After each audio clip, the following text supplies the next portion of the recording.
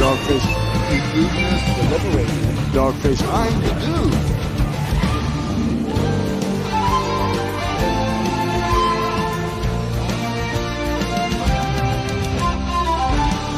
One minute, dude.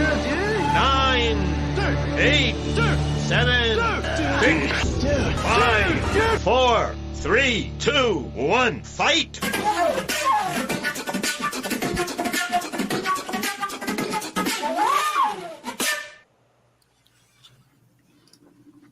Are we live here?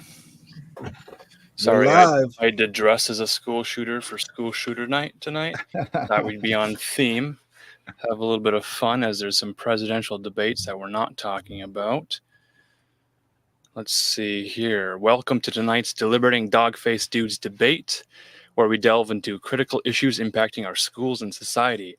Child access prevention, CAP laws, not like bust a cap, but CAP, child access prevention laws, and the troubling rise of bullying and school shootings. Child access prevention laws are designed to keep firearms out of the hands of children by requiring safe storage and imposing penalties on adults who fail to secure their weapons. But as tragic headlines about school shootings continue to unfold, we're forced to ask, are these laws enough? Do we need more laws, dude? How do they intersect with the deeper social issues of bullying, which in many cases fuels these violent outbursts? It's a question mark at the end of that sentence. Maybe we'll explore how the combination of gun safety laws, mental health support, and anti-bullying initiatives can prevent future tragedies. We could also discuss what it takes for our society to heal after these devastating events, looking at stories of communities that have come together after experiencing the unimaginable. Whether you're a parent, educator, or concerned citizen, this conversation is critical. We have two sides tonight in favor of and against parents being held responsible for violent massacres. Who will begin tonight?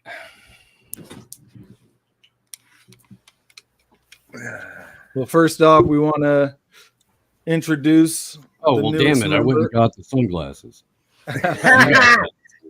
So I figured. Everybody, you were already wearing glasses. I'm like, gosh, everybody's wearing glasses but me. Like, the important thing is the trench coat and the weapon inside of it. I do have a trench coat. I've got a full-on duster. I mean, like, oil coats are great. Like, if you live out in Northern California in the winter, it doesn't snow here, but it rains nonstop. And that plastic rain gear lasts like one chore. I do chores for one day. That thing has a hole in it. By the end of the week, that thing is, I might as well not even be wearing it. It's useless. And the only thing that really works good is those oil skin dusters. Those things are awesome. You just hit them with some mink oil. Done. Water off. Hit your friend Steve tonight with some mink oil. And Steve, yeah. Do you remember your first school shooting? Yeah, I do. I mean, obviously, I think we all did. It was Columbine, right? Yeah. It was a big one, 1999. But tonight we introduce my good friend Steve, and he's going to join us on the show as a permanent addition. And so it's going to be 4 Dogface dudes, which is just absolutely awesome. It balances things out. There's a bunch of things. Steve, for anybody that doesn't know him, back when I first started, he started Slow News Days. And him and I came up and started out together. We're personal friends. He's actually lived in my house. We've broken bread 100 times. Awesome guy, and as politically knowledgeable as they come. We don't hold all the same positions, which is great for this. So it'll keep things mixed up. Tonight we're actually on the same side. I feel like probably because we have both fully raised children to adults and realize what crazy shits teenagers are and how they could care less about what you say. So Yeah, I want to thank all 3 of you gentlemen for inviting me aboard. I'm very happy to be here, and I look forward to some very lively and spirited conversations and debates as we build this channel up. Welcome, Steve. Good to have you. Steve, let's make it fun tonight. All right, so I guess since we are the pro side, Alan and I can go first. I'm still going to run this timer, so 5 minutes. Alan, I'll go first. Go ahead. All right, so my thoughts on this is that I think it would benefit society for parents to be held accountable in these type of situations, not just the type of shootings we hear about now and the mass shootings of young angsty white kids, but even within the inner city, that if the parents knew that they were going to be held accountable, they might be less likely to have kids. It would reinforce the value of the responsibility of being a parent. It might influence the child to know that not only is he going to go out in a blaze of glory, he's also going to affect his entire family. And I don't really see this as a Second Amendment issue. I see it more as a parenting issue, and that someone needs to take accountability for these children's actions. And so that's why I'm going to argue tonight in support of punishing parents as well as the perpetrator in these events. And that is the end of my intro. I'm John Rowland. You can find me at Natural Freedom League. You can find me at The Nuss, and you can find me at Deliberating Dogface Dudes. I'm arguing with John tonight. I'm Alan Marcus. Find me at alanmarcus.com, doing the research and finding out that we already have a justice system. We have laws in the books already, and they seem to be useful in terms of the negligent entrustment idea. Negligent entrustment is a legal concept that occurs when one party, the entruster, and tonight for the debate, that would be the parent of the other party being the child, the student at the school, with the dangerous instrumentality. So any sort of weapons, they can be knives and bladed weapons, baseball bats, other sports equipment, chemical weapons or explosives, machetes or other cutting tools, tasers, stun guns, anything you'd find in the Anarchy Cookbook. This also could include prescription medications, illegal drugs and alcohol, motor vehicles, and other things that could be used to commit crime, acts of violence, these types of things. And because of this law already being on the book, it can be charged to the adult of the child for this negligent entrustment concept. So the entruster can be held liable for any resulting damages if it can be shown that they act negligently in allowing the entrustee access to the instrumentality, meaning the weapon.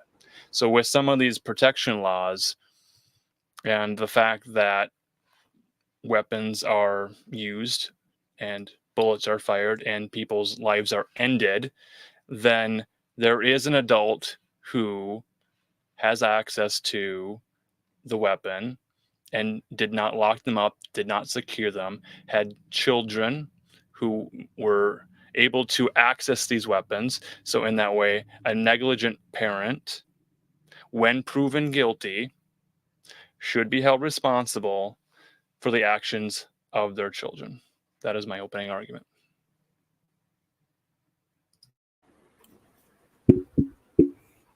Well, Ben's eating, so I guess I'll go ahead and go first. So I am pretty appalled at the idea that parents are being and have been charged with this. I think it sets a very, very dangerous precedent. I'm struck by the reality that at least so far, this only applies to parents for school shooters. And has gone in come up in court cases in tandem with charging gun manufacturers alongside of people who commit violent crimes with a gun. I think this is a gross intrusion of the state. I think it represents an increase of the nanny state, and I think that it's largely put forth into the public because school shootings, and we can get into what those may actually be further on into the debate, but have been shoved down the throats of Americans mainly as a measure to restrict and redefine gun ownership in the country. They don't charge parents if their kid gets behind the wheel of a car at 16 or 17 and gets into an accident and kills somebody. You don't charge parents. Somebody snaps a neck in a wrestling tournament, something like that. It's only with guns, because we're the last country on the face of God's green earth, at least in the developed world, where gun ownership is a thing, that it serves as a sort of final line of defense against an ever increasing tyrannical state. And with that, I will yield my time over to Ben. So Steve made some awesome points. Loved it. Loved that Marcus put on the eyeliner for Steve. That was great. I just noticed that. Hopefully he has that side pick then ready. So as Steve said, this is 100% just attack on 2A. And that the very, very first school shooting that pretty much anybody can remember or name or think of was Columbine. And when we look at that case, that magically happened in the same week that they were having a vote on assault rifles. Like, that's a thing. Like, what is that exactly? So they don't know. I know. But they put out the bans on semi-automatic, militaristic looking guns in that same week, because obviously the very first of these incidences created a giant emotional charge. When we get down to the root of where this goes, this nanny state that Steve talked about has handicapped every parent in every way. So I can understand what the pro side is saying, where you should have some accountability for your children. That would be if I was allowed to discipline my children in any kind of a proper way. I don't imagine the kid that's willing to go out and do something like this was going to get the message because you sent him to his room for an hour or whatever the weird things are that they consider punishments today, and don't have CPS screaming down your throat so they can take away your kids so they can get abused by somebody else and molested. The fact is even if I was allowed to discipline children today in the way that I would think that they need to be, by the time a child is a teenager, I understand that we in today's society want to put people through this Peter Pan syndrome, where they're not even a real human until they're 21. And the fact is when you look historically, the 15-year-old to go out and own a home, to go have a wife, to have every capability of a man, to throw a revolution and write a constitution, like things like, go back and look at the age of our founding fathers and the capabilities of these young men, outside of Franklin, who is like ancient at the time. But you go back, you go to any farm area, and in that area, those kids are extraordinarily capable. Weirdly, these school shootings all happen in major cities. Farm areas like where I grew up, every truck in the parking lot of the school that I went to school in had a gun rack with 2 or 3 guns in the back. Not one school shooting. We got into fist fights. We got angry. We screamed at teachers. Those guns stayed in the racks in the back of our trucks.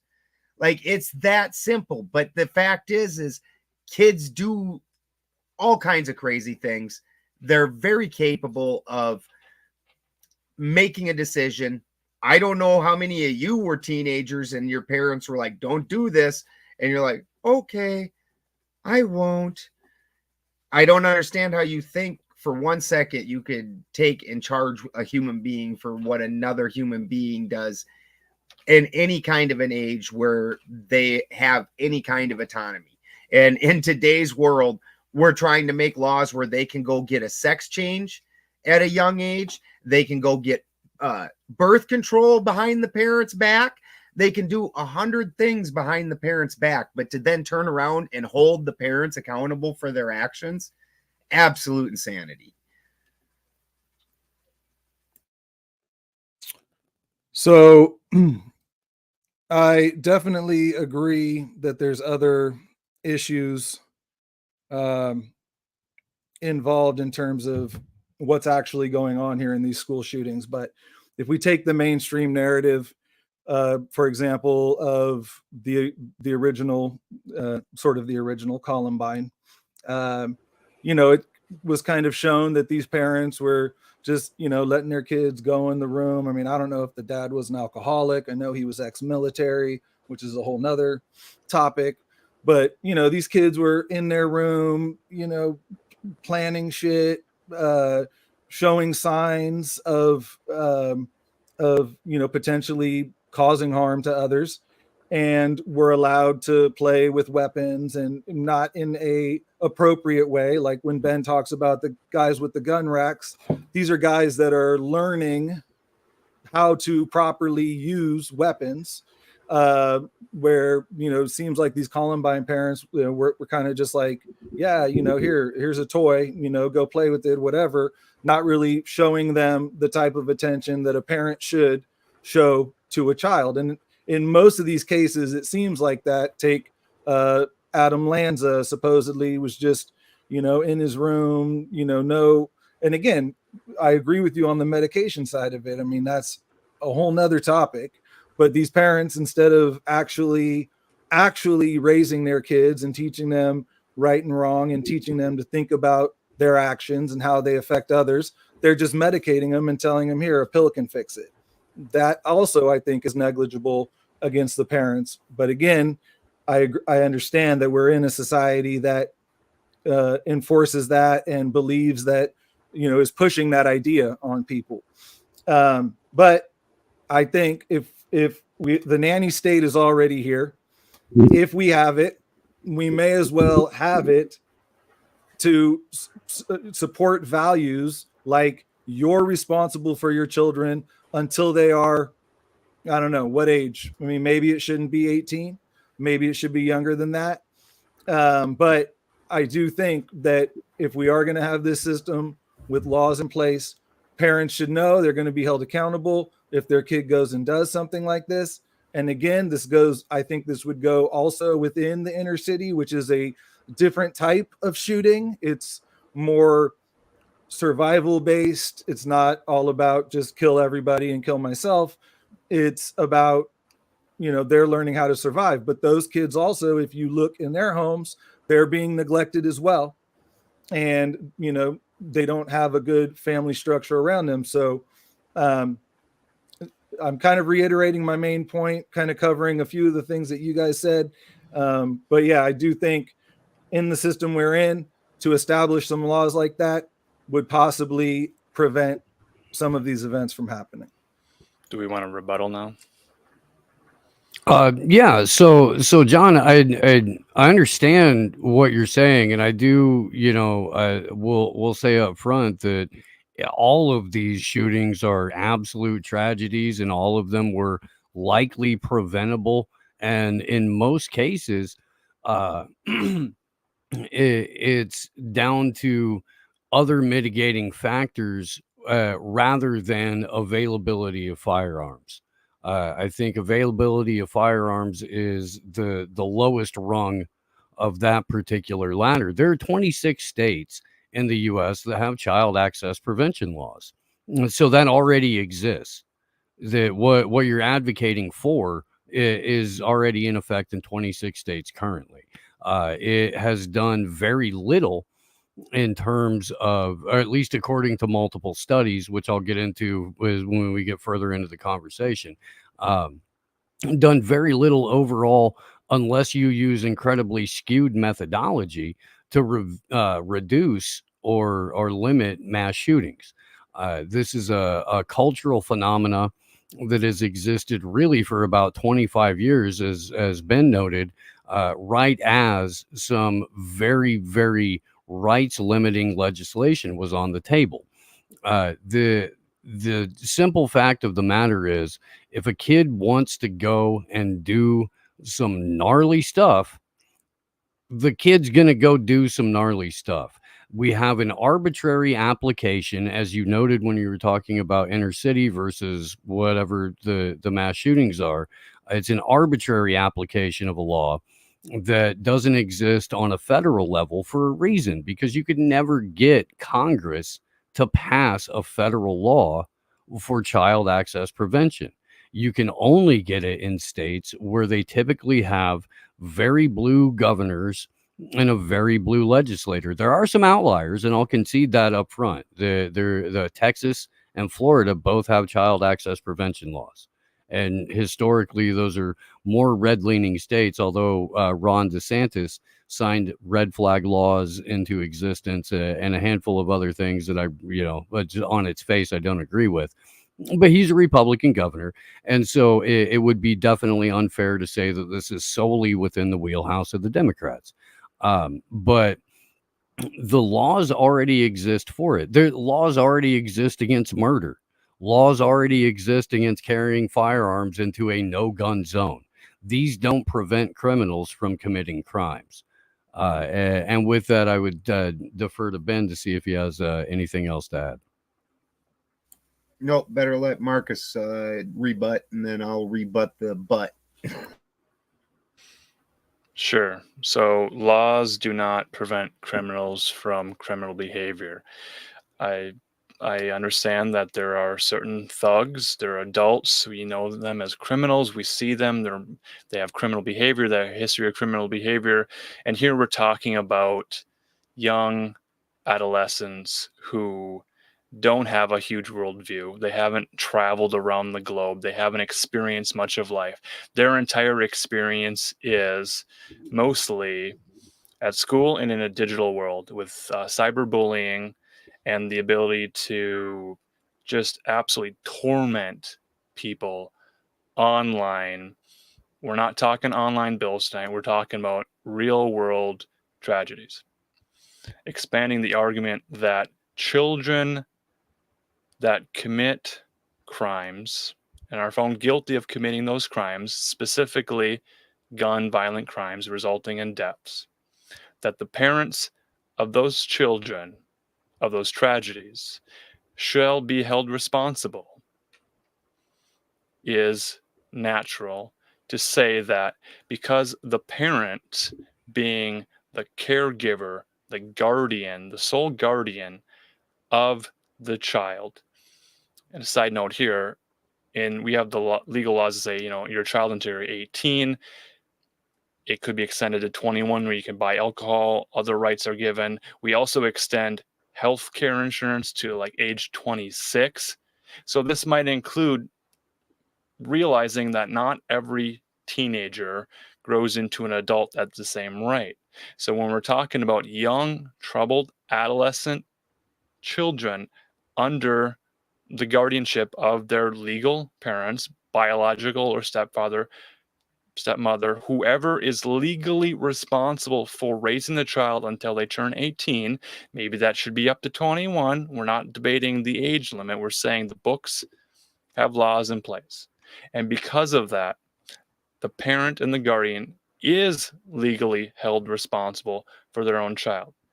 Because of that fact, due to that fear and concern that the parent has lost control of the child, the parent may not go to social services. They might not go to a trusted faith community leader. They might not go to counselors. They might not talk about the fact that they've lost control of their parent for fear of them having their home inspected. They might be criminal parents themselves. They might be doing illegal illicit drugs. They might be into other illegal activities, so they could be found out. Let me just say this, that crime is terrible. I'm not advocating for more crime. I'm saying as a response to the worst possible crime that could be committed, taking someone's life at a very early age. And after that event happens, the community wants to hold people responsible. To hold the guardians responsible seems to be the most responsible thing for society. Completing my argument here that a parent might not report that their child is out of their control, is not listening to them, is violent, has tendencies towards violence and self-destructiveness, and might have access to dangerous weapons.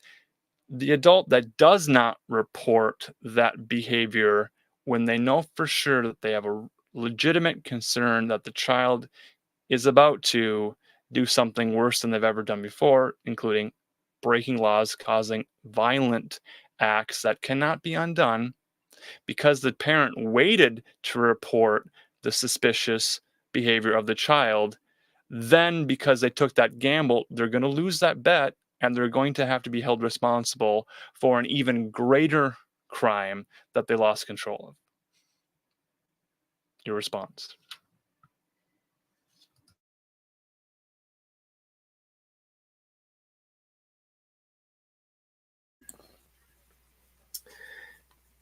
So between both of you, there's some suppositions that you've both made and pushed out. With John, don't you think we had bad parents? I grew up before these child laws for abusing children. I grew up in the era long before that, in a very rural, very conservative state. I literally know people that got beat with a bullwhip, and everybody knew it. Yeah, it was just a normal thing. I can still remember the kid's name, and he couldn't do anything for a couple days at school because of sports, because his dad took the bullwhip to him. He must have done something. Like, so this is, I grew up in that era that made these laws happen. And coincidentally, again, and even in an area where we had drunks, like I grew up in an era where kids were allowed to go to the grocery store and buy liquor and take it home to their parents. Like, they had access to liquor like no kid can now. All the child liquor laws are gone, or have been since then. Like, so many of these laws, we were just expected to control our damn selves. And then if you were a kid that didn't, they came, and rather than go and put you through 100 social programs, which don't make kids better, instead of putting kids in the state overwatch situations and then charging the parents and making it so the parents are now extraordinarily strapped for money, and they have an out of control kid who just gets worse under state supervision. The whole thing is absolutely insane.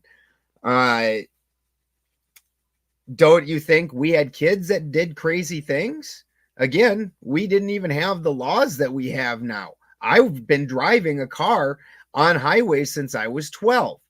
I didn't just have a car, I had a car with guns. Like, I was a rolling death machine. And somehow, and so was every friend of mine. And somehow nobody got mass shot. And the times haven't changed for where parents are now like, hey, little kids, you should start doing bad things. We had kids that were violent. I remember one kid blew up he made some little bomb contraption, blew it up in the high school parking lot. Oh man, they were mad at that guy. Oh, But did they go after his dad? No, they went after him. He got in trouble. I'm sure he got put on some kind of watch list of some kind. That was his own choice. Did his dad tell him to go put a bomb in a high school parking lot? No. Did his dad probably have the materials around to make it? Probably. I find it extraordinarily offensive. They had it locked up and had access to it. Again, at the end of the day, we had the gun sitting in the back of the rack in the truck. We had guns propped up in corners. I'm not sure where this idea that you should have your gun locked up in a special safe and, oh my God, there's an intruder. Hold on, time out. I need to go open up the safe, and I also have the ammunition in another safe on the other side of the house. What the hell do you even have the gun for? What the hell's the point? Holy shit, you better become Hong Kong Phooey or something. That's just absolute insanity. So the idea that somehow makes the parents culpable, like nowhere in the law does it say you have to have your guns locked up. That's become some kind of a weird propagated thing from the media. So to try and put that angle on the parents, or, oh, he bought his child a gun. Again, everybody's been buying their kids guns their whole life. This is just an attack on the Second Amendment. The idea of charging a parent for something a teenager does when every one of us went out and had partied, had sex. I don't know. You're all a bunch of eunuchs today. So maybe you didn't have sex. I was having enough sex for you, you fucking yutzes. Drinking alcohol, shooting guns, blah, blah, blah. Managed not to go in and mass shoot up schools or anywhere else for that matter.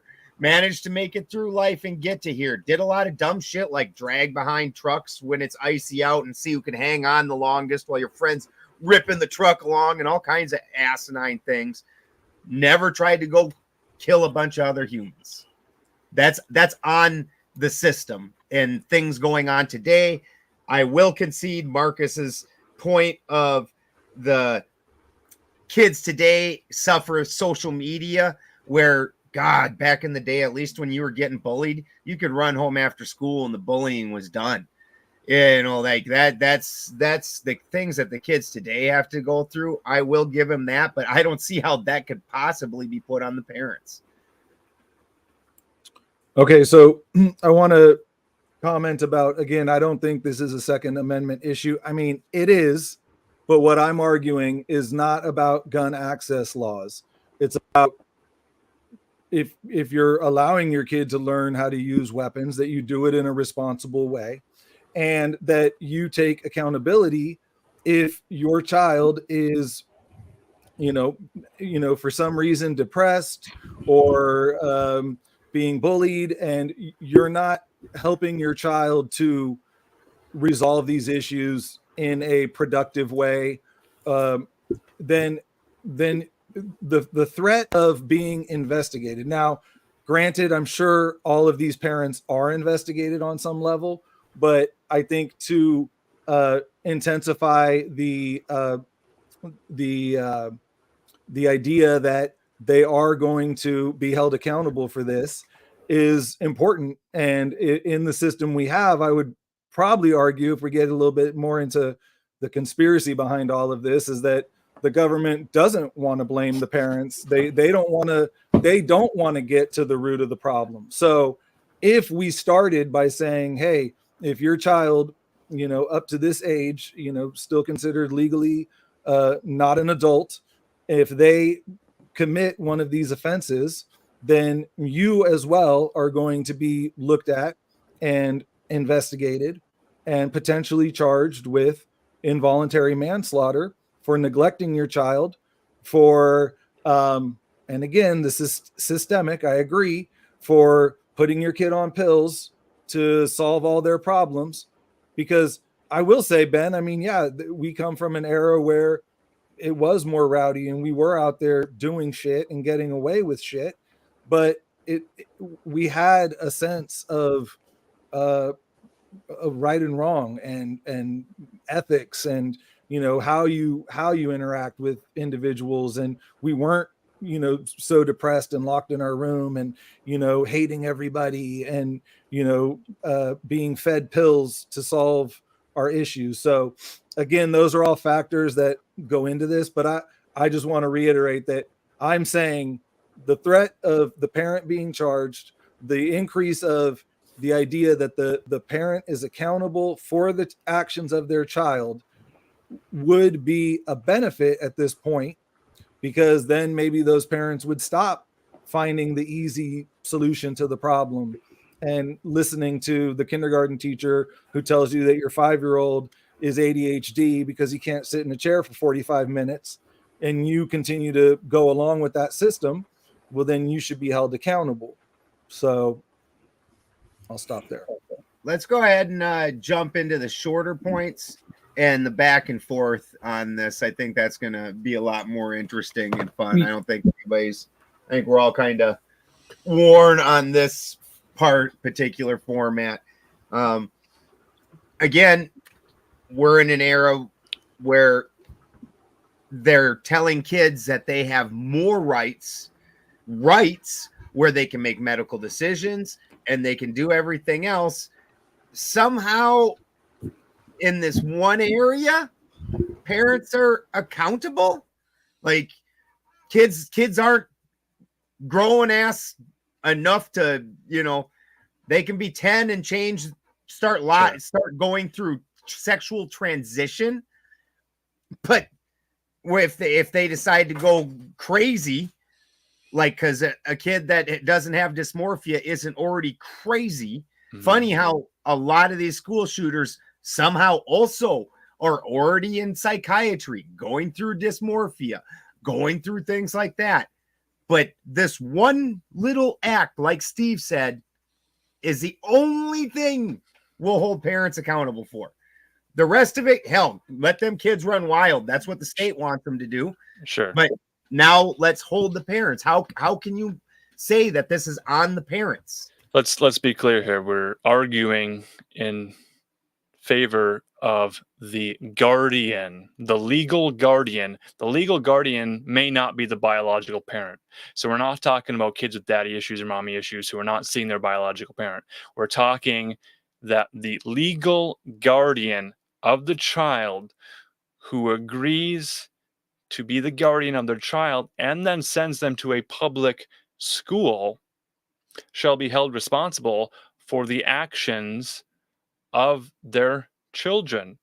This incentivizes the parents to get ahead of the curve before further violent acts occur. And when there is a bully situation, the parent, meaning the legal guardian of that bully, should be made aware of the actions of their child. Their child is bullying this other student. Have the parents been notified? Has this been included in the proper paper trail? There has to be a paper trail to show that the parents did what they could to de-escalate, to peer moderate, to force the children to get along with each other and work out their differences.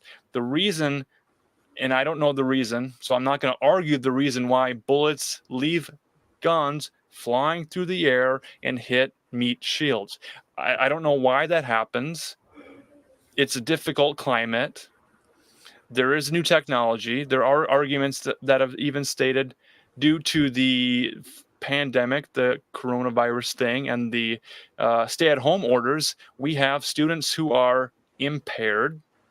They are not behaving in the way that their age group in other countries or in other times have behaved. Again, that is the responsibility of the guardian to raise the child.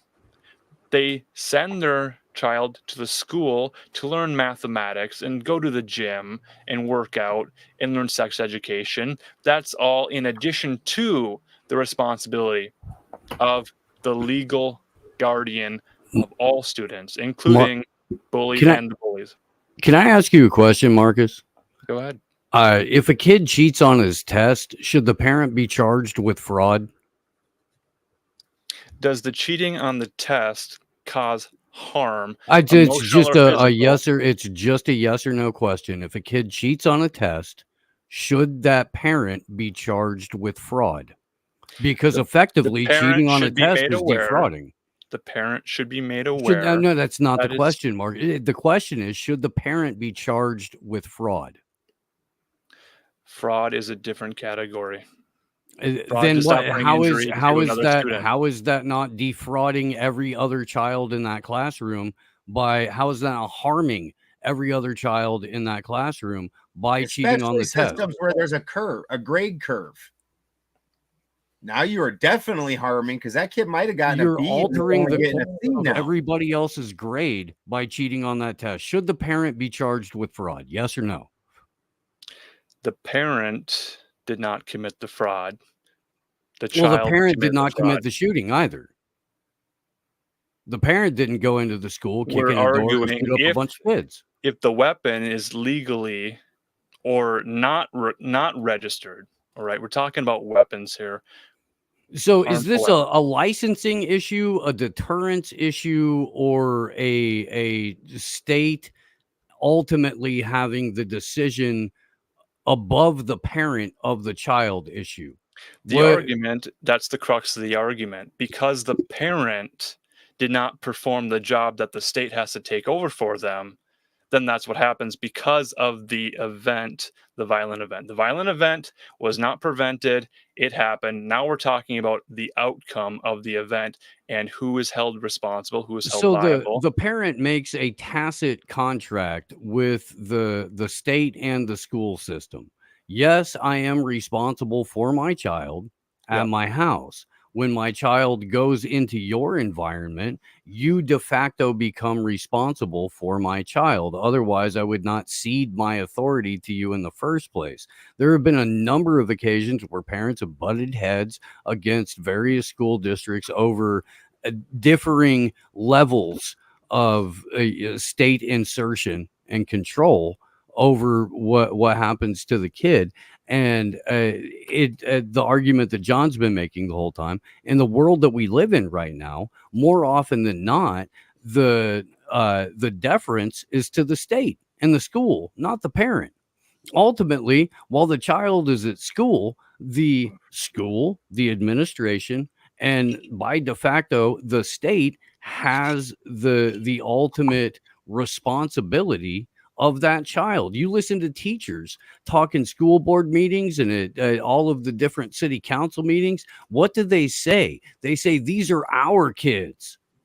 We have more to do. We are with them more than their parents. They're our children. But now we're going to turn on our heel and say, no, let's go ahead and lock up mom and dad for 15 years. How does that work with runaways who then later emancipate at, How say, many age runaways 16? are school shooters, man? That's the most outlier nonsense that I've heard this evening. Didn't equate runaways with school shooting. I suggested that to your argument with the state being the ultimate caregiver, the ultimate, guardianship of everyone. So if that's what is actually in place, then that seems to be what the laws are on the books for. And we can't argue to change the laws. We can argue that the laws this could law be changed. for charging parents is a very new law. This is 2021, I believe, was the first case of charging a parent. 1989, but there was a big gap. There was a big gap in between, because every single judge that a case came before where they were like, we want to charge the parents for this, they were like, get out of here, you bum. That's crazy. I would say that if the kid commits cheats on a test, no, the parents shouldn't be held accountable for fraud. It's apples and oranges. We're talking about murder. We're talking about premeditated murder. We're talking about consistency of logic is what we're talking about. What if the kid's given a car for his birthday and he uses the car to run somebody over? Should the parent be charged for murder? Yes, they and should be that's what investigated. we're arguing here. Exactly. That's the negligence law. The entruster of the parent entrusted the child with the car. If the car uses that and runs someone over, the parent is held responsible. Also, the insurance. What's the price of the insurance? They're not going to insure the vehicle anymore. So then the person won't be ineligible. We're not arguing that laws in place prevent crime. We're stating that the laws in place shall continue because they are in place. They shall be equally enforced. That the situation is it is tragic. It tugs at the heartstrings, and it's not fun to look at the argument and see that there's already legislation in place for a lot of this. That's a difficult, harsh truth. Again, in one little thing, just if they kill somebody, then the parent gets the accountability. But in no way was so what's actually ever given the authority to nerf those kids' behavior. I'm talking about real world situations that have happened. And what has happened is parents have been held responsible, liable for their children under different conditions. It could be emotional distress. It could be, ending the life too soon, these types of things. And what happens is those cases get settled outside of court. So it does become a financial thing. That's on the table. It's a civil thing. That's always been there, and nobody's arguing that shouldn't be there. We're putting on the table civil cases. But to criminally hold the parents liable for a kid's actions, especially somebody that old. I joined the Army when I was 17. The fucking state gave me a gun and told me to go kill people. Like, somehow I managed not to mass shoot up anything. So the laws that are in place, sometimes it ends up that a teen shooter under the guardianship of a parent kills other students and teachers at a facility. What happens is the parents of that shooter are then sued. They're brought to trial, but then they're settled outside of the court privately. And that's the information that isn't made publicly because it is a private settlement. That's what happens. Correct. So that does prove that they are held responsible by the hang on. Let's examine that does prove, because they've actually done a number of studies on this. Mm-hmm. And with very skewed methodology, of course, it does prove that mass shootings go down, the rates of children unaliving themselves goes down. But when you broaden it out and you look at less skewed methodology, there is zero significant difference between the states that have the CAP laws and the states that don't have the CAP laws. And I think we could all agree that it does come down to individual households, individual parenting. But again, that is not something that the state has any authority whatsoever to determine in any individual's life. Your position effectively is that the state is the ultimate parent, and the state has more authority in your home than you do as the parent. I'm not trying to sit here and pretend like there aren't bad parents or kids that grow up in really screwed up households. But if we're going to talk about that, then we really do need to explore the reality that in Discord servers and chat rooms, absolutely everywhere, there lurks the FBI looking for potential people to activate. This has been borne out through reporting through mainstream outlets like the Los Angeles Times, who produced a series of investigations about Discord. Do parents know? Of course they do. Phone? It's 2024. So then it's the parents' responsibility to say, I'm paying the phone bill. I'm providing internet for my children at home. I need to know what applications they're on. I need to know where they're registered. Do you have kids? I don't have kids. Okay, so let me tell you how having kids works. It's a lot of work. I understand parenting is difficult. It's a lot of work. It's not about difficulty. It's about the fact that there are only 24 hours in the day. That's what we're all limited to. We get 24 hours a day. Now, if you're a parent, you're probably working. there goes at least 8 to 12 hours. And in modern times right now, probably 13 to 14 hours, depending on your commute of your day. You now have 10 hours. You've already made a tacit agreement with the state and the school that your child is their responsibility for 6 of those hours. Yes, we can agree on that. We can agree on that. I'll say Okay. that if So a weapon how is many brought hours? from the How many home to hours the do we? Hang school, on. Just let me finish my point, please. Mhm. How many hours do we have after 13 to 14 are gone in a day? I'm not a math magician. So 24 minus 13, that's 11 hours. 11 hours maximum. How many hours of sleep do you think the average parent gets after they've busted their ass for 8 to 12 hours a day? Like if they're lucky, Sure. Sure. let's give them 6. Let's Sure. give them 6. So we were at 11. We've subtracted 6. We're at 5. If you are the most dedicated parent on the Mhm. planet, you're spending 4 of those hours with that kid. 4 precious hours. Are you 4 arguing hours. that a tired So no, parent hang on. No, cannot I'm be just guardian trying to and give you. responsible for a child? I'm trying to paint a picture, my friend. Okay. All right. Just giving you an overall view of a Monday through Friday, day-to-day parent's life. You Mhm. are lucky, unless you're homeschooling or you're fortunate enough to run your business out of the place where you work, to spend more than 4 hours a day with your child through their educational years. The amount of influence that your child is subjected to for the remaining 20 hours, even if your kid sleeps 7 hours a night, which really, when they're growing up, they don't, unless it's on the weekend, and they might give you 10, and that's blissful, brother. Oh my goodness, it's blissful. But if you're lucky, you get to spend 4 hours with your kid. The state has already spent 2 more hours with your kid than you.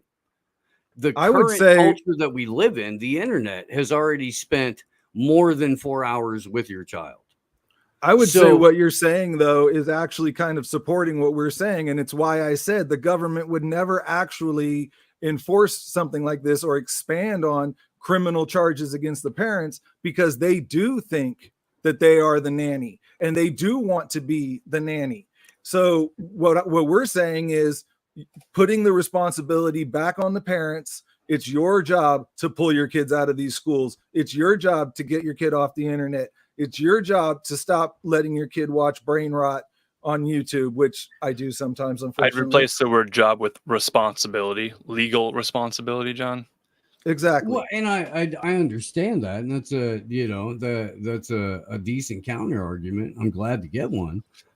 So here's the reality. The majority of, and Ben brought this up pre-show, majority of the people arguing to punish the parents either aren't parents or have very young children. The people who would be in the negative to this are people who have raised children. And the notion again that you are criminally responsible for your child's behavior is limited to this one singular issue. You can go to civil court and you can sue, and that has been a thing for, I'm gonna say, 30 years, maybe, is when it became really popularized. I don't know, mid late 90s, something like that. They started suing parents because their kids did dumb shit, and somebody figured out, oh, maybe I could make a buck off of this. So now we're talking about lawfare for the sake of lawfare. We're talking about graft for the sake of graft.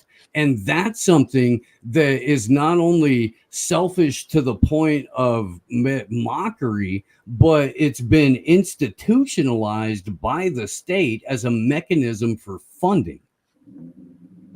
Yeah, that's a lot of issues with society and other criminal investigation elements. There's reports of FBI in the scope of conspiracy and what really happened behind the scenes is out of the scope of the argument. The argument tonight is that when a student leaves the home in the morning and brings with him a weapon in a backpack with the intention of using that to defend himself against a bully, but then ends up taking another person's life.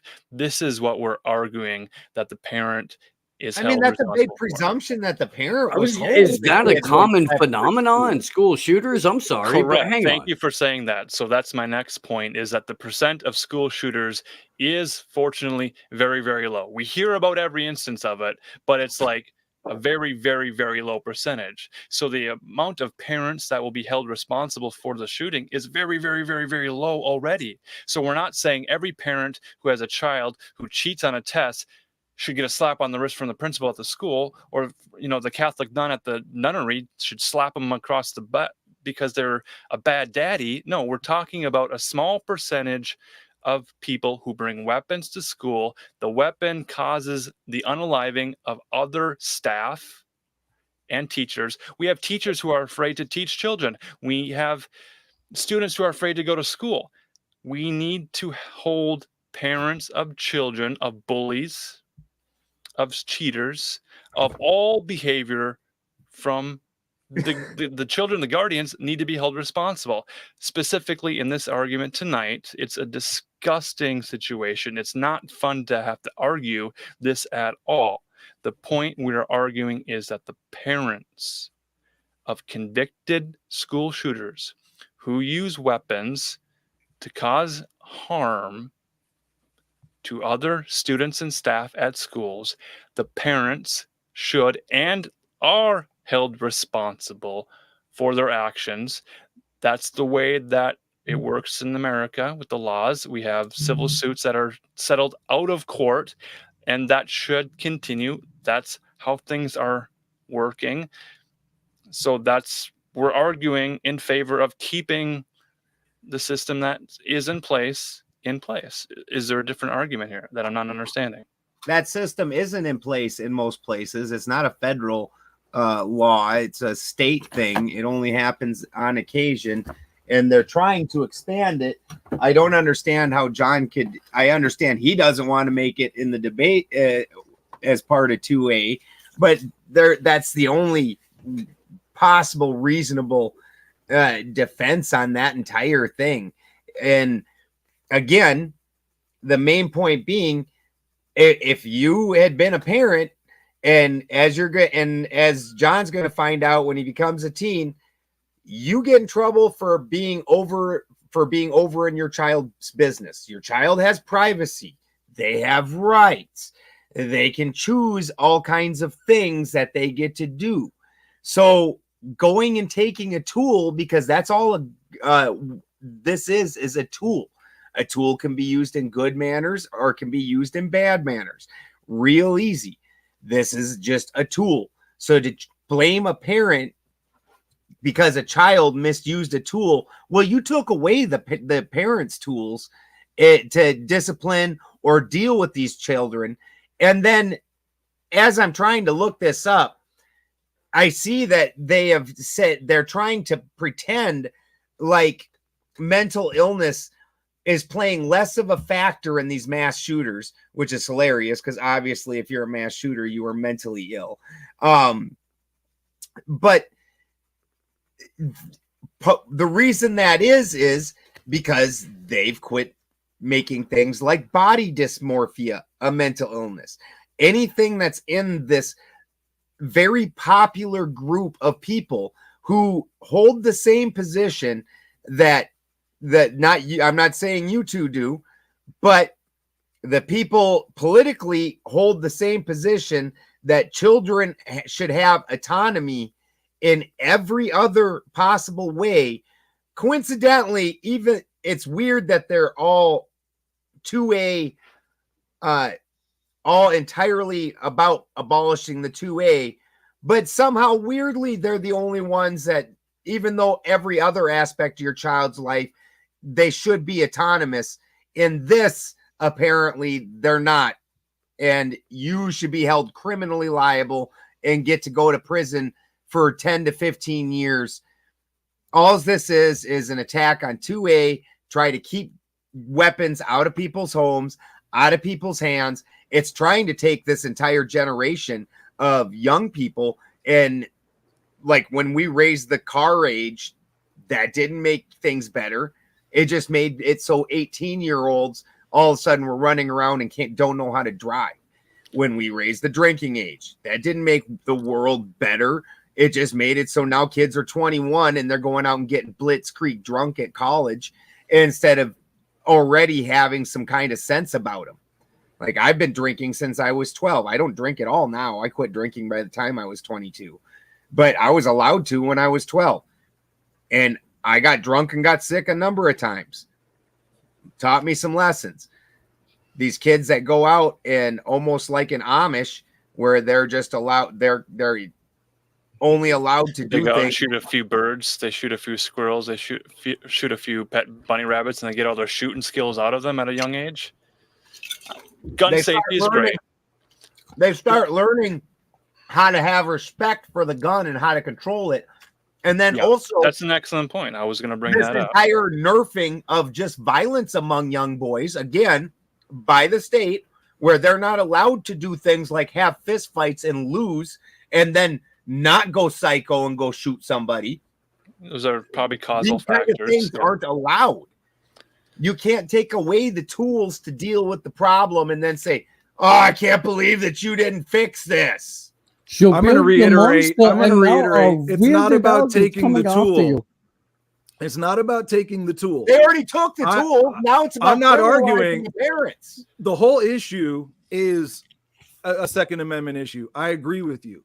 But charging the parents would actually be going towards more the root of the problem. And so, again, this is why the government will probably never do it on a federal level. I'm going to give an example of a case. 1996, Richmond, California. A 6-year-old child with 2 8-year-old boys goes into an apartment, beats an infant to death, right? I'm looking at this article. They talk about the victim's parents. They don't once mention the perpetrator's parents of this child. I don't care if it's a gun. That parent's child should not be held accountable for what that child did. And he was the first child to be charged as an adult, I think, a 6-year-old or something, or I don't know, charged for something. But again, they don't even mention them. What happened to those kids? They got put to the state. So yeah, the state, they want that. They want to take that kid from the parent. They don't want to put the responsibility on the parent. And so what we're arguing is, in the system we have now, if you wanted to change it, that would be a step towards it, because it would be towards the actual root of the problem, which is the not raising of the child. Hang on. The parents We're not actually, we've been told that we can't bring up at least one of the roots of the problems, because the question of the evening is school shooters. So if we're going to examine school shooters, we should be allowed to fully flesh that out. And that's going to open several doors that have absolutely nothing to do with whether or not the parent should be charged, and everything to do with an entirely different role of the state. Everything from the pharmaceuticals and the school mandated psychiatrists and the freaking counselors and okay. So if we're going to talk about root causes, perhaps we should actually talk about root causes in as safe a way and YouTube friendly way as possible, because I would love to do that, because this is a school shooter conversation. Yeah, I agree with you.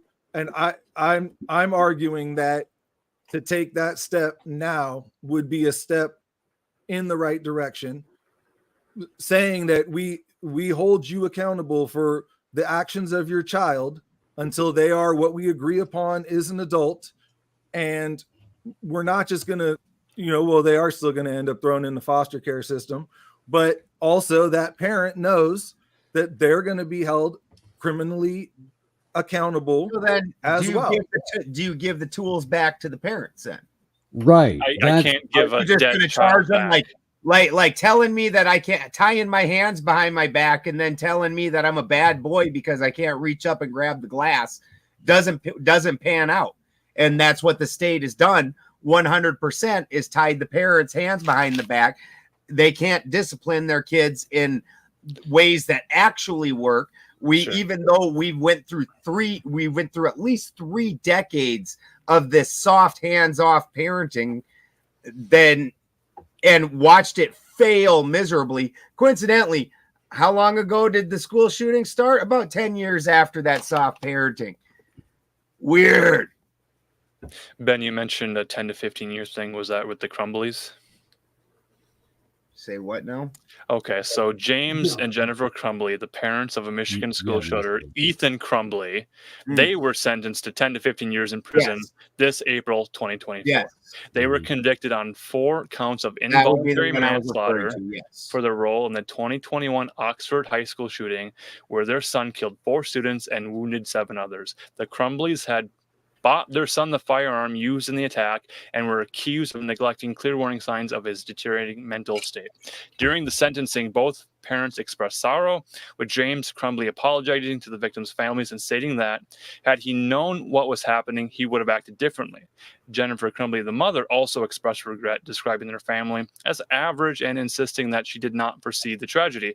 However, family members of the victims expressed frustration, accusing the Crumbleys of failing to take responsibility for their actions and calling for accountability. This case marks a significant legal precedent, as it is the first time parents of school shooters have been criminally prosecuted for their child's actions.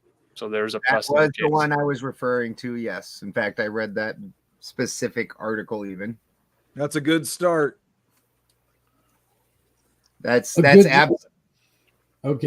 Again, if it's about deterrence, we've got to examine what the deterrence is in reality. If your attempt is to deter, state by state, it goes from 18 to 14 depending on the state. Again, there are 26 states that already have child access prevention laws on the book. So in Illinois, for example, if you're 14 or younger, or 14 or older, you're liable for, the parents are liable for child access prevention laws. The more commonly, it's 18. I think Adam Lanza was referenced earlier. Wasn't he 19 when that happened? Okay, so let's throw that out as an example. And then let's return to what just happened in Georgia, where there was a 14-year-old. Now, this particular situation is very, very weird.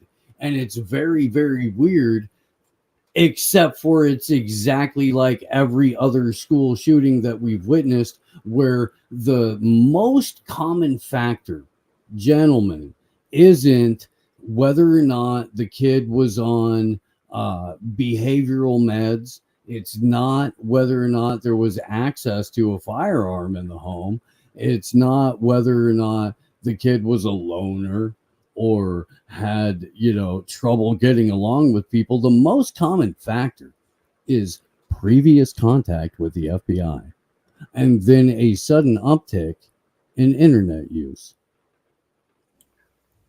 Well, I mean, if you mean by 100% the most common factor, I don't know what else to say about that. We're not on a conspiracy show, but that you can't deny that shit. It's 100% of the time. I mean, that's just, it's odd to me. It's odd to me that that's the most consistent factor. It's not even the weapon used. Yeah, that's why I agree with you, and that's why I say it would never happen, because I mean I would even go so far to say it seems like most of these parents were probably involved in whatever psyop was taking place. Most of them are connected. Most of them are connected to military or in some cases banking. That was a weird coincidence. To big banking fathers their kids happen to be involved in one of these events. So again, investigating the parents would probably never happen. That might be the role of the media. Once it becomes a media circus, they're the hive swarm army of the internet sleuths on Reddit and other message boards and conspiracy forums and chat rooms are going to dig in and find all the information they possibly can about events and people and personalities and Facebook profiles, Tumblr blogs, music that they've made on Sound, Bandcamp, and wherever else. There was an odd occurrence, yes, of a Walmart El Paso event. I think his last name was Crucius.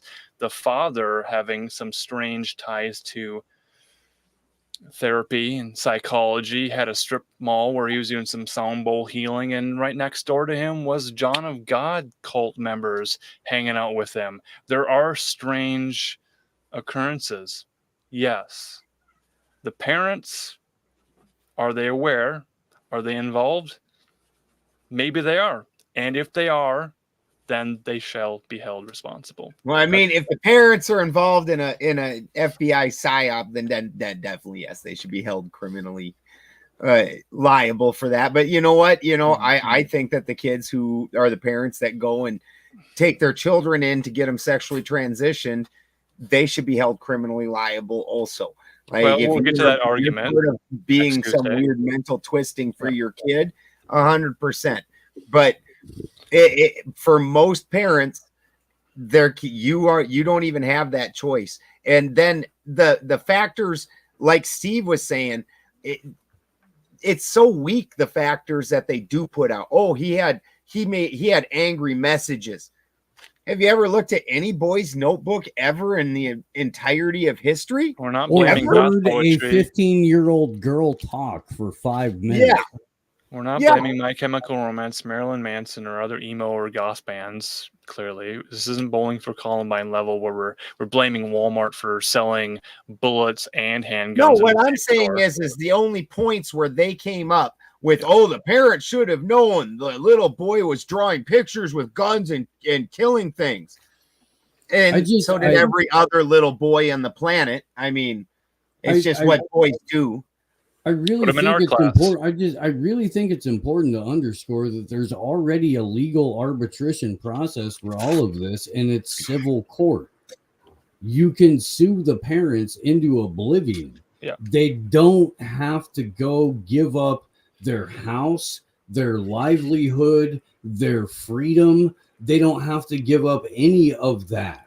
They can find other mechanisms to pay off what they've been sued for. There's a pathway for retribution. Why would you encourage, let alone legislate, the removal of freedom from the parents of a kid for what the kid did? Why? There's already a pathway for retribution. Pause, guys. The argument is should parents be charged in school shootings, held responsible for school shootings? Responsibility, yes or no? That's the argument. We're not saying how they're going to be held responsible. If it's a financial thing out of the wallet, if it's jail time, I don't know how they're going to be held responsible. I'm not deciding how they're held responsible. I'm just arguing that, yes, when they're tried in court, when they're found responsible for taking another life, the student is found responsible. And as we saw in the Crumbly case, the parents were held responsible for manslaughter. And because they only had 4 hours a night to sleep because they're busy raising children, now they get 10 years to sleep as much as they want in a jail cell. What happens in prison, Ben? To killers, to the parents of child killers? Well, probably nothing. They would probably that's a pretty respectable crime. They'd probably be all right. I think it's interesting in this article that they don't mention the parents. They're actually protecting the parents. They're protecting the parent of the perpetrator. There's no discussion about the parents' involvement of how a 6-year-old child has the wherewithal to take a pipe and go beat a baby almost to death. And I'm not saying it's only the parents, but they should be included in the discussion, and they should know that they are potentially. What was that? It's what tells you it's all 2A, that you're very horrible. Although how can you even tell that a 6-year-old is going to do some crazy shit like that? That's insane.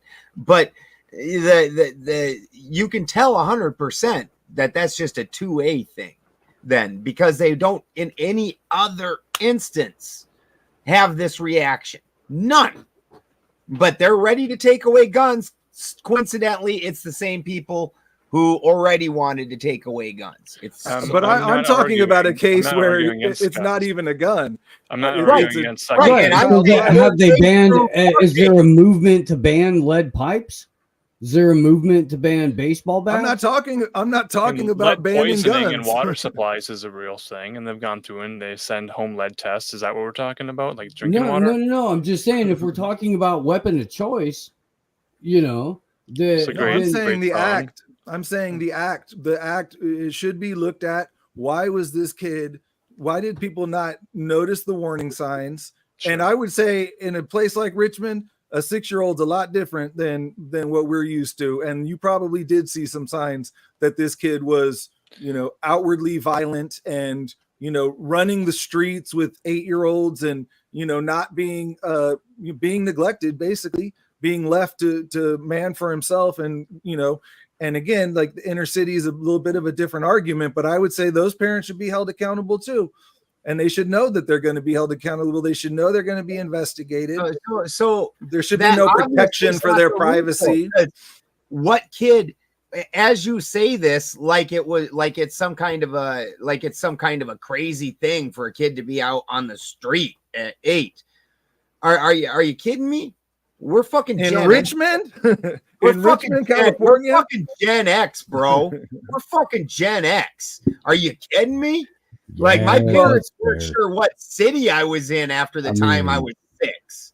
Richmond in the 80s was. This is 90, 96.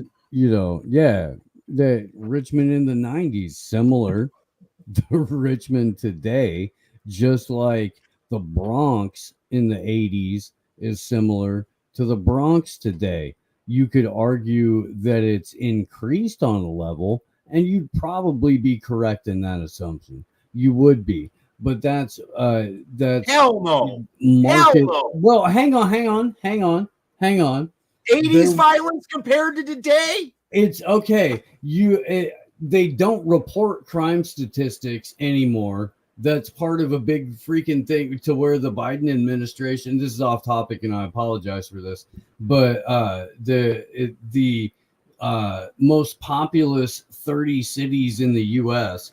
have stopped reporting crime statistics to the FBI, and the FBI is what everybody cites for crime statistics in the mainstream media. So the Biden administration can go, hey, look, crime's gone down over the last 2 years. That's an actual thing. So I actually prefer the crime of the 90s and when we grew up, because it was more gang affiliated. And if I'm in the burbs and I go out to the wrong city, the wrong party, I might get shot. Right. That's different than what's happening now. And again, I know it's being overreported, but now everyone's afraid of school. Everyone's putting gates around schools and locking up schools that used to be open. You could go there and bring your child there. Now they're all locked up because of this fear. Are we arguing that the parents should pay for the funerals of the dead staff members? Metal detectors in the school. Who's paying for the funerals? Like, all I'm saying is 80s violence. I don't know. Maybe everybody else didn't live in major cities, but I did in the 80s. Should the parents dig the graves? Is fucking insane. The 3 strikes laws and the mandatory minimums, while everybody hates them. 80s violence was different. I'm city, bring them to a field, have them dig graves, and then have them put dead bodies in them. Get closer to death. Realize what death is. We're talking about the most frustrating thing when a life is taken from somebody at such a young age. What are we doing with death? Why are we afraid of death? Why do we not recognize that death is a real, final, terrifying thing? If our avatar dies in a video game, well, we just wait to respawn. In real life, we don't respawn.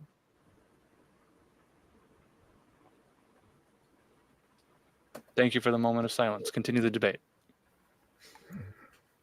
Hang on, you said something about my mic, and I'm trying to make sure it's. Yeah, check to make sure. It sounded like maybe we're getting room audio. Huh.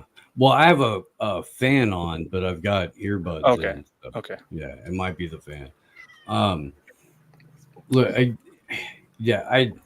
there's already a process for this.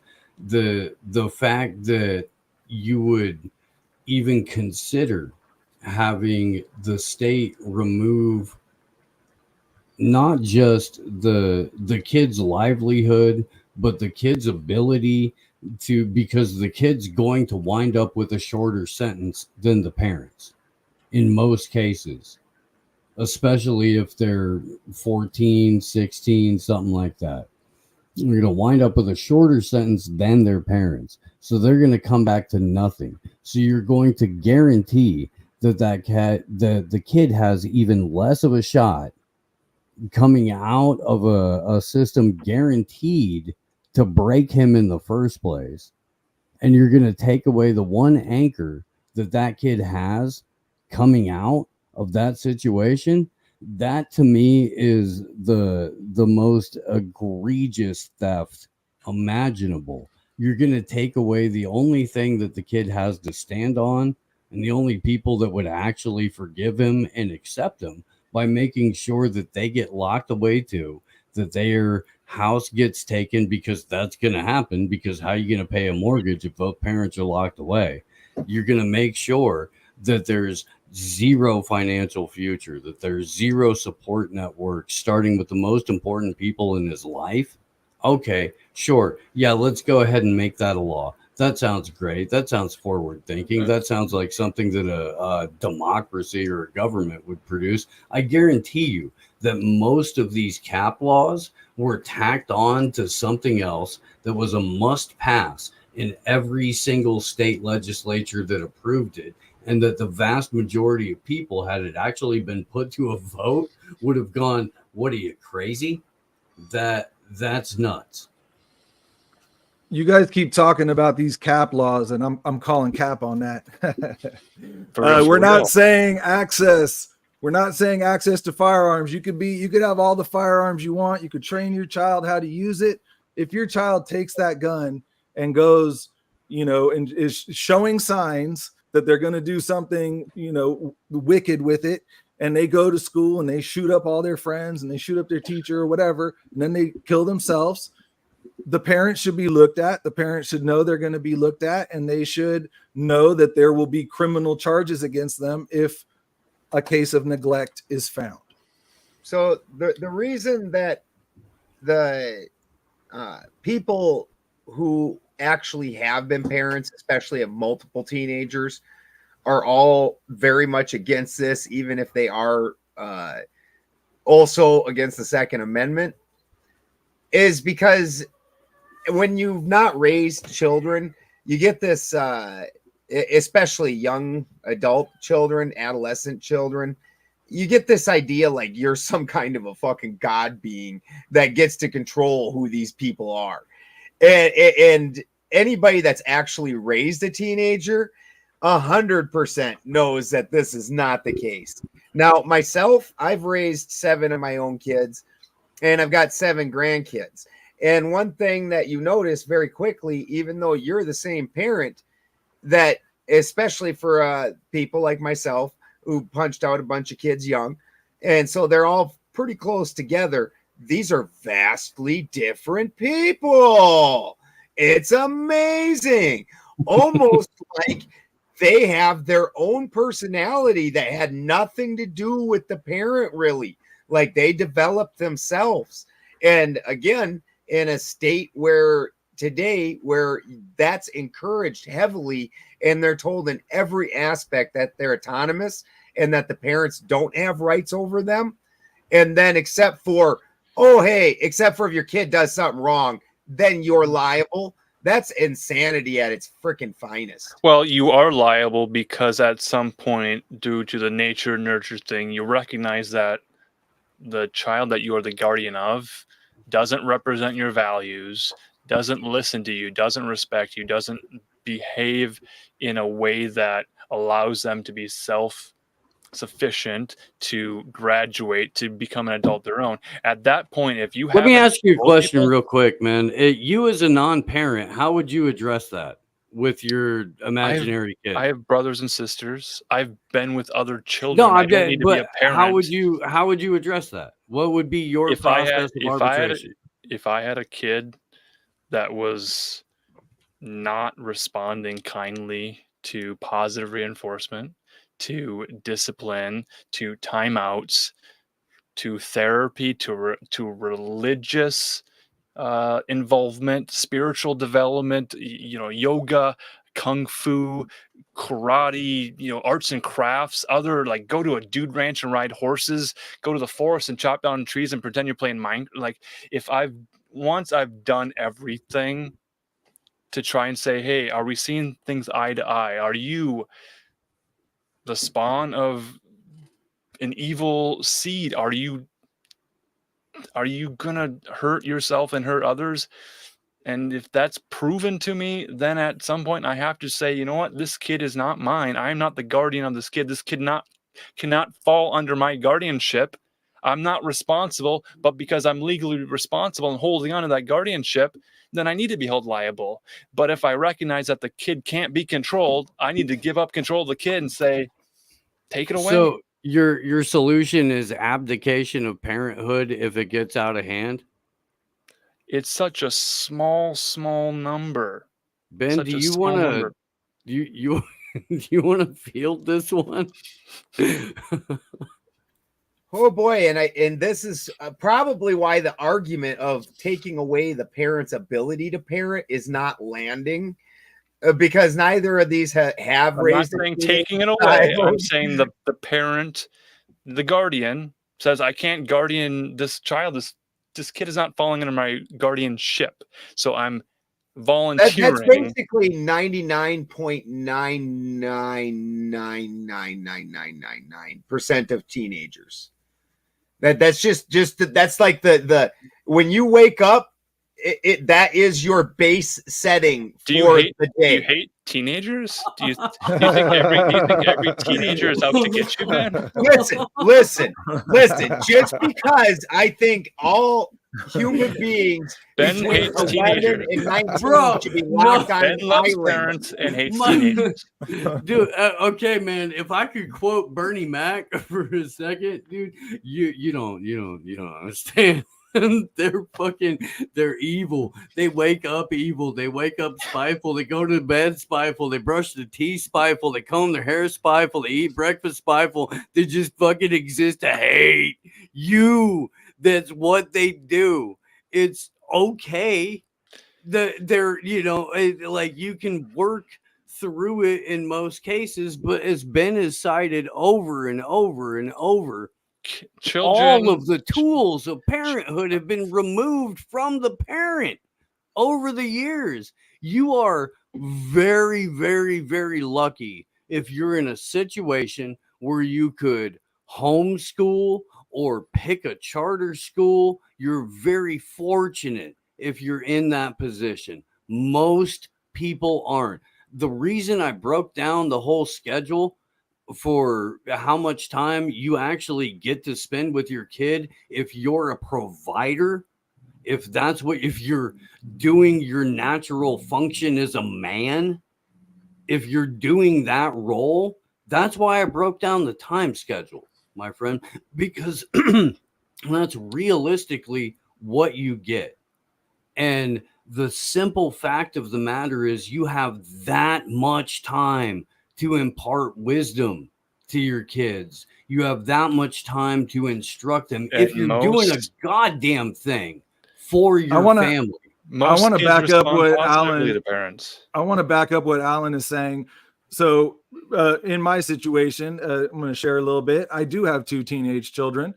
Both of them have had issues with self-harm. And my 16, almost 17-year-old son has been going through some issues. And me as his stepdad, I don't have complete control over what happens and what decisions are made in terms of hospitals, doctors, things like that. I have my own thoughts.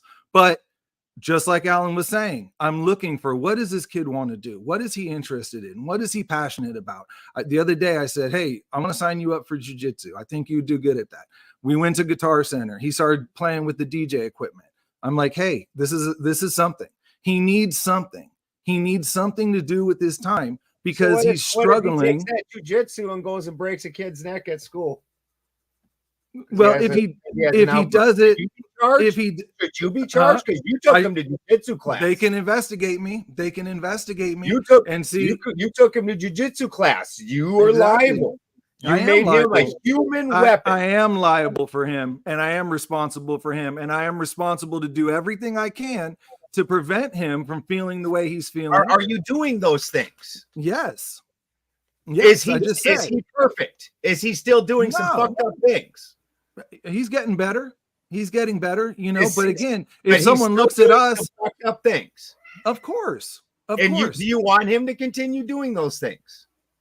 I mean, it depends on what it is. I don't want him to hurt anybody else. I don't want him to hurt himself. Are they drowning the family goldfish? Are they doing obscene behaviors? Have you went through extensive work to try and help him and still failed, and you're still not there? No, he's improving. He's improving. So you're from all like the every other work. parent that's ever raised a teenager, including these ones. Not these parents that let him sit in their room and sulk and Ben's be on the actually computer all making day. our point for us. He's saying that most parents, most guardians of children don't have to worry about this. We're talking about such a small percentage outlier. It's such a tiny number. Not you, Marcus. That's all right. You can yell at me. Debating the cats. Okay, so look, let's be perfectly clear about this. You're advocating that and apparently this goes from 6 years old to 18 or 21 or whenever a kid is now legally declared an adult. We're advocating loss of freedom, loss of property, loss of livelihood for an entire family, and it's an eye for an eye. The family was destroyed. That's okay. That's actually not how the law is written. That's how the Bible's written. I agree with that. The Bible says that. It's mutually assured destruction. All the families are suffering. That's a treaty for to avoid nuclear holocaust. Mutually assured destruction. And a death of a son or a daughter is Hiroshima. It's a Holocaust event. It's terrible for the family. So we're going to go now, and we're going to go and murder all the. Hang on. We're going to go ahead and we're going to go murder all of the parents of U.S. soldiers who killed people overseas. No, because an eye for an eye is 10 years of prison time. For manslaughter for your child. So they should be in prison for 10 years. That's what you're saying. That's what happened with the case of the Crumbly family. Mom and Dad Crumbly, which is an outlier and which is a very, very difficult case. We are in agreement and if that you it is don't have multiple concurrent agendas that allow for this particular type of lawfare to happen, you would never see the result. The result is because there are multiple concurrent agendas that need to be met. The limited ability for any citizen to obtain and keep firearms is on the line in each and every single one of these cases. Not only that, but more and more. The Crumblies are in prison. It's been sold as a deterrent. If you look at every single article in the media, at least the mainstream media about this, there is the point driven home that this is to deter people from buying firearms in the first place. This is to deter people from keeping and storing guns in their house. It's sold that way. It's been argued that way by both of you tonight as a deterrence. So gun control doesn't work. Parental control does work. It's not about controlling the weapon. It's John, about are you running for Senate? For House? It's not about controlling the weapon. It's about shaming the parent putting the parent shaming the blast. parent by taking away their entire existence. I mean, yeah, dude, there's a civil Just 10 process years. there's a civil court process for this. You can already get more than you get more in terms of actual ability to give yourself the opportunity to heal by collecting a large amount of money from that parent rather than sending them to prison. You get more out, you get the ability to live in a way that will allow you to heal, unless you're only your focus is on punishment. If that's your focus, then you're never going to heal, because you're always going to seek punishment in every redress that you perceive, whether or not it's real. Well, Marcus made a good point about how all these cases are settled out of court. Why not promote the fact that these parents are being sued? Promote the fact that they're being held accountable. Possibly that would influence them to do a you're better proving job. our point then, that it's more about a 2A issue than anything else. Possibly they still have a family and they don't want to ruin the whole family because one kid went nutty. If the one kid is on the process, I mean, it's interesting to be about the biblical eye for an eye, but apparently being able to stone a bad kid, that one's not on the table. And again, we don't there's an FB in front of the eye for an eye on this in every single case. Yeah. Well, I would follow Bernie Mac and I would just, smack them kids around a little bit. The haunting of the glow in the darks, the glowies are certainly, there's some suspicion happening kid around, here. You go to jail. Now you actually are chargeable. Yep. 100%. We'll change that one. We'll have to change that one CPS too. kicks in your door, takes everything from you, including your ability to gain employment afterwards. Yeah. If you ground your kids, how are you going to support your kids? If you ground your kids for too long. See, that's been my whole point. If you're willing to concede, I understand. You're willing to concede that all the tools of parenting need to be returned to the parenting, and at that point in time, some liability to the parent could be accountable. Like, you didn't do a good job. You had all the tools. I'll give you that too. If all of the available tools of parenting, because therapy is largely useless. In most cases, it results in punishment of the parents. And therapy makes the kid worse because they become more justified. And anybody that's ever dealt with therapy, all that therapy is to glorify their freaking nonsense. And the therapists are crazy too. They're like sitting there glorifying their own insanity. Sure. So then if when the child realizes that the adults are just as messed up as they are, that everyone involved in the society is operating not knowing what's going on or how to act. This is an argument of morality being objective or subjective. We're not arguing about nature versus nature. The simple argument that we're making tonight is that the parents, the guardians, the legal guardians of children who violently take other lives, that's what it is. It's not a beautiful thing. I made the nature versus nurture argument, though. The fact is, I can treat 7 human beings exactly the same. 7 human beings find that experience entirely different, and 7 human beings react to it entirely different. Yeah, this is about arbitrary application of the law when it's most convenient for the state, when they need to fit a certain agenda. There's no other way you could conceivably frame it, because it's always been applied arbitrarily. That's never used in cases where you've got a 14-year-old kid in Chicago or Detroit or Baltimore who pops off and shoots a handful of people on the corner. It's never used in a case where there's any other minority gang. in the Okay, entire so United States. If it's arbitrary application of law, let me and then I'll give you as much time as you want. But if it's going to be arbitrary application of law when it dovetails nicely with a certain agenda that's being pushed through the government, then you have to recognize that on its face. If you can't incorporate the fact that 100% of the time the common denominator is prior contact with the FBI, why are we even talking about whether or not the parents should be locked up? If we're going to examine root causes, let's examine the actual root causes. Because if we didn't take this side, we couldn't have a debate.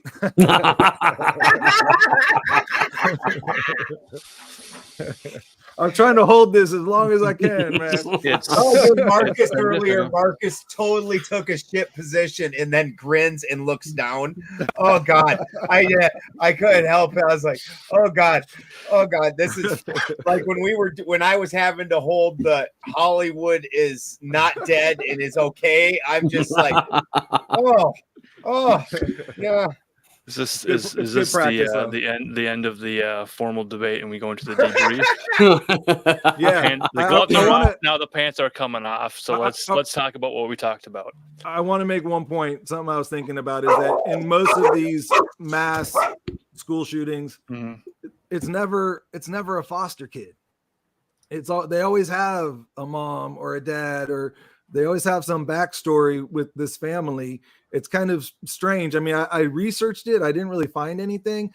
I would imagine in the inner city, you'd find more of that, kids in the system, committing these types of crimes. But interesting that the ones we hear about, it's always, oh, the mom, you didn't have any control over him. He didn't have any friends. The dad wasn't involved, or the two parents are, basically, I agree with you. They are being made an example of in order to push an agenda. I totally agree with you guys on that. So I just find that interesting. If it was a natural thing, you would think kids in the system would be more likely to commit these types of crimes. Well, and that's kind of the word there that I'd like to focus on, is this idea of natural, organic, nature versus nurture. The child was, raised, and then he went to school and he was bullied for whatever reason. And then, he went online, he was bullied. So the only way he could end the bullying is to use a bullet to put someone down for good. It's hard to argue this and not bring up the point that there is so much conspiracy tied into it. There's so much questioning of all of the facts and the reporting and the narrative, to bring up the fact that there's already sort of government legislation ready to go for such a time as a crisis. Don't let a good crisis go to waste. That type of thing is the hardest thing to argue. So arguing at face value what the argument is, parents of shooters should be held responsible for the shooting itself, as if we're implying as if the parents themselves did the killing, the shooting, that sort of thing. That was sort of the contrived part of the argument that we had to force ourselves to argue, which was difficult to hold up. Yeah. I mean, it really is. It's a difficult position to maintain because it's inherently stupid, and it only exists because we live in a highly litigious culture that seeks immediate and maximum financial gain first. Right. And that's why the criminal cases are so few and far between. It's only when it dovetails with a concurrent narrative that it becomes a flash in the pan, sure, but immediately high profile media case. And then it goes away because it's so difficult to actually prove that. Rare to the point, not because of necessarily the parenting or the situation or the circumstance, but always the narrative. So the caveat to the argument. I would have to wonder though, because as I was looking up, trying to look up statistics, when I talked about dysmorphia having a heavy percentage, you look at percentage of mass shooters as in their dysmorphia as opposed to the general public and things like that. and they don't even give you those psychological breakdowns and that kind of thing. So what I really wonder, again, I talked about this just a little bit, was that they've altered the DSS or whatever the mental health manual that says whether you're a nutcase or not. And they've made so many alterations to that. Well, I have to wonder if at the same time, because you see in today's world where they're trying to criminalize almost being masculine, where they start putting that into the mental disease, and then, well, obviously your kid suffered from mental disease. You can see it. Look, they had all these symptoms. And if that doesn't start bringing up the percentage of parents being held accountable just because their boys acted like boys. And the comment that was brought up is the caveat to the entire argument. If in a court of law and the court of the internet hive mind, if the consensus reality says, yeah, this thing, it happened, it's a terrible tragedy, there was no subterfuge, there was no other involvement, the killer is not a patsy, we can clearly see that, then yeah, the parents held responsible. I don't know more details in the specific case of the Crumbleys, what's going on there. I think we need to look into that more. I know that's a recent event, so the news, all the social media, all the available information that we could dig through probably is still online, but it might not be. So, I would wonder if to match John's point where he brought up earlier, which was super interesting, that a heavy percentage of banksters and things is all the ones that actually have been charged, have they been poor people who have actually been charged? Where the Crumbleys, they sound what I read about them, what little they really delved into the family life, it didn't seem like they had a whole lot of money. Like, most likely, to Steve's point, dad probably worked 16, 18 hours. Shit, there was a time when Steve, I swear to God, was working 20 hours, 21 hours a day when he was trying to afford living in Santa Cruz. Yeah. I mean, that's reality. And again, if you're making the tacit agreement with the state and the school that they're responsible for your kid when they're on school grounds, then why are they always by default the victim? Yeah. If there's supposed to be measures in place at that school in the first place, and I know we're on YouTube, but there's a lot of evidence to suggest that there's outside orchestration for an overwhelming number of these events. You'd say the music is discordant in the orchestration? I'm saying it strikes a very, very specific chord, and that's unavoidable at this point if you've looked into any of these at all. Yeah, like I said, the 100% mark, that's what really, if it was 80%, the FBI could be like, yeah, we had reports on that kid, we started keeping an eye on him. The 100%, and that things always deteriorate afterwards, after this contact, that Sure. The kid gets noticeably worse. How do you not look at that? That's just absolute insanity.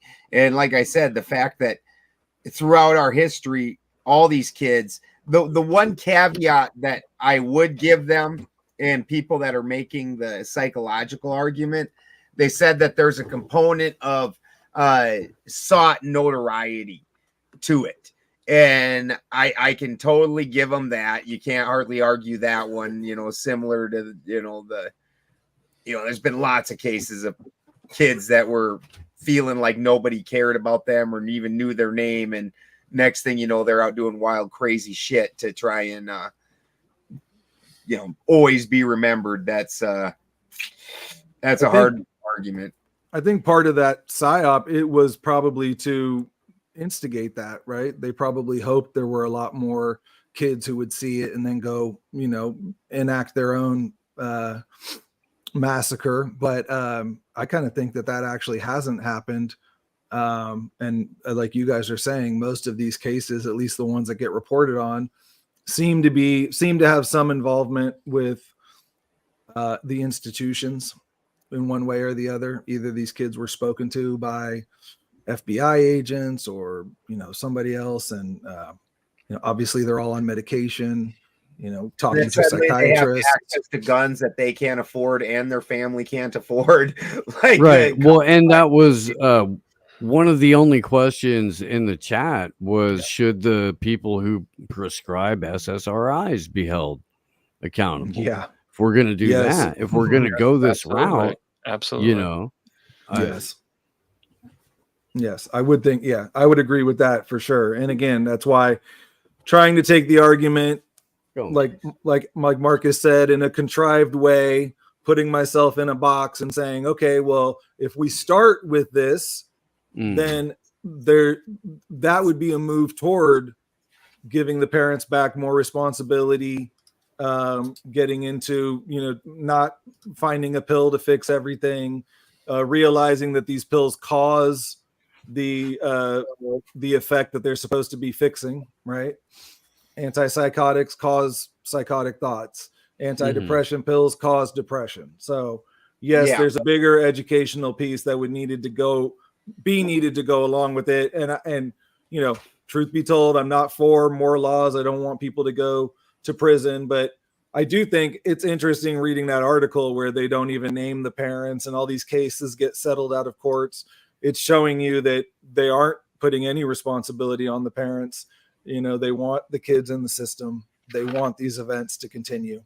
So it is a 2A issue on that point. And I would imagine anyone truly arguing it would be promoting gun control laws as well. Yeah, so that answers the question, who benefits from these tragedies?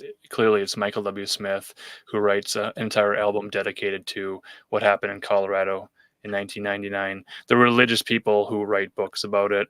There are parents of victims and parents of perpetrators who write books, and they go on speaking tours, and they that helps them heal through music and literature and poetry. I don't know. It's a messy, disgusting thing. I wish it didn't happen. Fortunately, it doesn't happen often. It's not a thing that happens often. So I might parlay this into, talking about other topics of debate that were brought up that you guys would want to focus on. We need to get some guests. Or at least so that way we can have some people that we aren't going to feel bad poking at as hard. We need do we need more? It looks like BG is supporting our argument here. It's not the pit bull, it's how he's trained. Well, what I liked about earlier, somebody said something about that. So to my point, that's fine if you charge somebody because their pit bull runs out and bites somebody, except for if you make a law against chains and leashes. And that's what they've done to parents. That's what they've done to parents. They're like, you don't get to be a proper parent and use the tools available to parents, but now we're holding you accountable for the end result, even though we took away your tools. So to me, it'd be an analogy to telling me that I'm responsible for this dog biting somebody, but then also telling me I wasn't allowed to chain the dog up.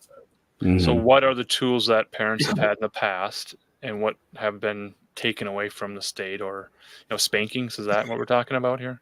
Is that going to be a debate thing? Huge. I mean, I'm not biblical where I think you should be stoning children. Although, does anybody remember that movie with Macaulay Culkin where he was just absolutely fucking scary, and they were all super nice people, and the kids like running around just murderous and Yeah, shit. that's why his parents left him home alone. He was a bad kid. They need to Don't let do it. parents drive with their kids in the bed of the truck again. We need to bring that back. Mhm. I remember driving on the freeway with my uncle in the back of the truck. Like, dang, it's just such a different time. Riding It's shotgun, not just literally, the discipline, with the though. shotgun. It's not just the discipline. Like, since I've been a kid, they've made laws that made it so kids can't be responsible. And what they've done is they've made it so we have worse kids. When I was a kid, like I've had a job since I was 12, an actual paying job since I was 12. There wasn't child labor laws. And I was on the honor roll in school. I was in athletics, and I still was able to have a job from the time I was 12 until by the time I was 17, I already had a kid. So I was working 2 jobs. I was working overnight and everything. Are you arguing to pay children a living wage? Oh, definitely. I got paid. Yeah. like anybody else at work, but we took away the ability and gave kids this Peter Pan life. And then we wonder why they're so useless and stupid and irresponsible at 18. Yeah. Well, they haven't had any practice. When I was 12, I got paid $6 an hour to drive the fucking tractor for the hay wagon, and I got paid an extra $1. And I got paid an extra $1 on top of that for each and every one of my friends that I got to sign up to go fucking bail. So I got at least 3 of my friends behind me. So for city slickers, and I'm driving, and I was getting $9 an hour, bro, in 1990. So for city slickers, bailing, define an hour.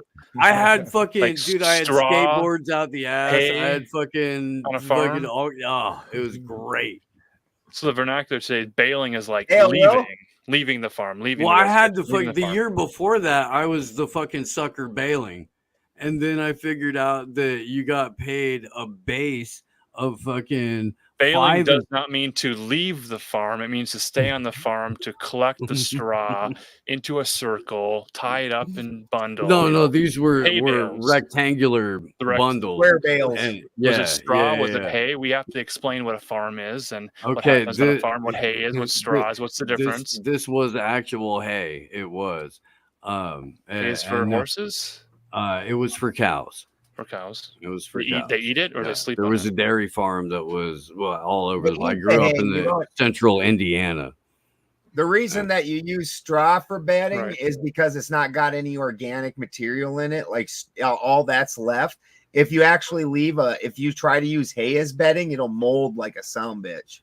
Yeah. We're talking to city slickers who are afraid of guns and weapons. They're afraid of farms and cows and animals and allergies and barns and everything outside the city. Bedding, hay's for eating. But yeah, you got paid $3.50 an hour to bail, right? Which was nice in 1990. But it was child minimum fucking wage was $2.75 where I'm from. It was child labor. Some families probably don't pay it. They probably don't give an allowance. They say, "Hey, you're staying on my homestead. You're staying on my farm. We're mom's feeding you, making you a meal." Yeah, I told my dad when I was 9 that I wanted a bike, and he was like, "Great, get in the truck. Let's go get you a bike." And he drove me like 3/4 of a mile down the road and pulled over, and there was a little like trailer office, and he signed me up to detassel corn. And I got the bike at the end of the fucking season. I did. If we wanted freaking clothes that were a little bit different, not that my dad used to just buy me blue pocket t-shirts and Rustlers. I had to go pick weeds out of the sunflower field, and at the end of the day, they'd take you to the thrift store, and you could pick out some shit from the thrift store that you wanted. You guys work too hard. Here's the easy trick to making money.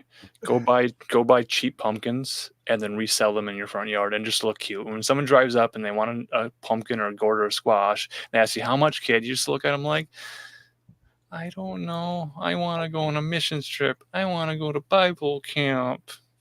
I know Christians are good for sucking money. That's like their biggest. They're very generous. Yeah. Yeah. I'll consider that. I will. Yeah. Could you imagine a 6-year-old shooting their teacher? That's fucking insane. That's crazy. Federal charges. Are the federal charges because the 6-year-old was talking to a federal agent? Is that what happens? Well, now the thing is that's probably federal. Like, this gets a little funny. Like, was this on a reservation or anything like that? Because that automatically takes it to federal. Like, because state can't have authority on Virginia. Reservation. Yeah, she said it was in Virginia. Yeah, I think you bring up a good point about, just thank you. The neotenizing. I think that's the word, neotenizing of all of us, and how we kind of created adolescence. There was no such thing as adolescence. We created high school, made it mandatory, and I had friends who definitely would have benefited from being able to go into a trade, but they were all encouraged to get through school. And I'm sure this is a part of what No Child Left Behind was, to keep these kids in the system. And again, it's systemic and definitely needs to be changed on multiple levels. Could we debate that teenagers are or are not real? That is just a construct. Now, what we need to debate is, for sure, is what once a kid is between 12 and 19, we wrangle them all up and put them on an island, and then we put a bunch of explosives underneath it. And where the debate actually is that particular group, whether that was just a bad group and we should just blow the whole island up and then start over, or whether that's a good group we should let out into society. That's where the actual debate should be. In the Middle Hey, East. Will. You want to go to the Middle East and have a debate? Peace in the Middle East? Accords? Can you even have that on YouTube? Oh, shit. The worst part is it's not even just humans. Like, I live on a farm and I raise 1 million animals.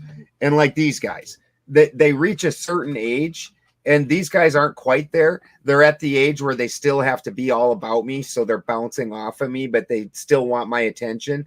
And then they reach that adolescent age that all of a sudden they don't want nothing to do with you. They're just rude. They're fucking your shit up. They're fighting with each other. They hate their mom. like with animals at least get off the hook. Like, that kid starts hitting that age, animals roll out. Like, they're like, this one's mom, I see her once a week at this point. She's like, oh no, my kids still live there. Oh, I'm gonna go over there then. Yeah. This comment is a topic that we've kind of been floating around. I work in childcare, so I've had parents react to men working in the childcare field, and but yeah, Marcus has a bunch of information about. I wouldn't call it a dossier. There's other websites that just you click on the tag and they have all the stories. He's got lots of stories saved up. You guys are, whoever takes the women in education. Some of them are married or engaged to other men, and they still fall into the temptation of Snapchat and sending explicit imagery to 12-year-olds, male or female. So there's this concern that the education system probably doesn't have enough teachers, and the teachers that they do have haven't gotten the full education to figure out how to be an adult and separate yourself from romantic, and not even romantic. This isn't like love letters and Valentine's. This is like XXX rated material. And then I guess the argument expands to, now is that creating a cheese C, pizza P situation where you have adult educators asking minors to create images that are illegal? Well, you can look at this as an overall issue of the state replacing the church and the teachers replacing the priesthood. Well, let's not in a end the very, argument here. very, Let's very tease it out Catholic further. sense.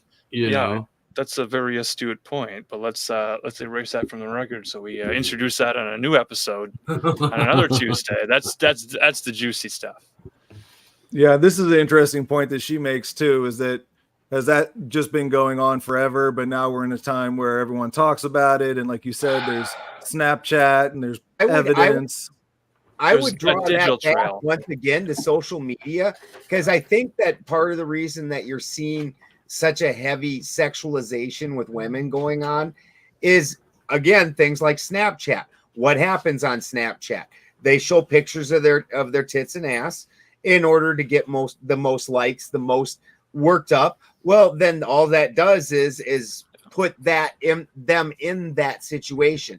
So you see these older women who they hit an age where naturally they should have moved into the loving mother position, which is just a highly respected position, but they've not done anything to be that loving mother. They've spent their whole life selling themselves for likes and attention, and all that attention, because it's all visual, of course, had to be sexually oriented. So when they get to these middle ages, they still crave that attention. They still crave to be valid. They still want younger men to see them in the same way and get the attention that they started getting. And what it is again, we're just having Peter Pan syndrome, where they want to be the 16-year-old with all the boys chasing after them and blah, blah. But now they're also an adult. So now they're going to do it in adult ways, including hard sex.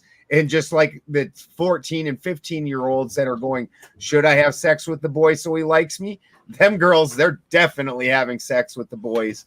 I would make the case that schooling, period, the entire arithmetic, reading, all of that, I don't think anybody should be taking that until they're teenagers, period. I think that taking kids away and forcing that nonsense on them instead of letting them be home where they gain morals, where they have people that love them, they start learning how to live. I think that's one of the biggest travesties that ever happened. And like Steve was saying, where we don't even have a choice of being parents anymore.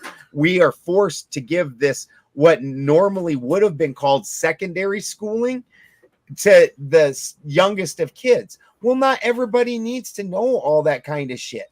Maybe that kid could have been doing construction work or woodwork or becoming an electrician. Maybe we don't know how to build anything anymore, and our degradation of our building, like the whole Tartarians want to talk about, is because we don't let kids start doing those things from childhood, and that being the thing that they learn how to do.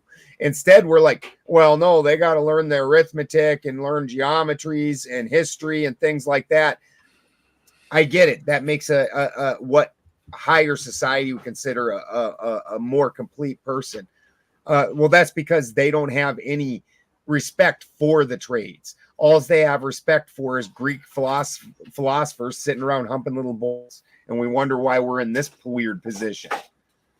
You know, Rudolf Steiner, he didn't think children should even start writing and learning their letters until they were like 7 years old. Yeah. You know, so I mean, it goes even deeper.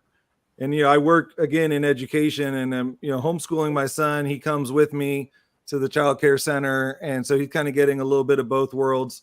But yeah, I've changed a lot from back in the day with my daughter. I was like trying to get her to read as early as possible, and I've just realized that like they all pretty much level out when they're 8 years old. Even if your kid's reading when they're 3, most kids aren't becoming geniuses. Doogie Howser, skipping grades, so, and kids have strengths, these young kids I see that are struggling, these young boys, they just have so much energy, and they just need to be outside and like running and getting that out of their system.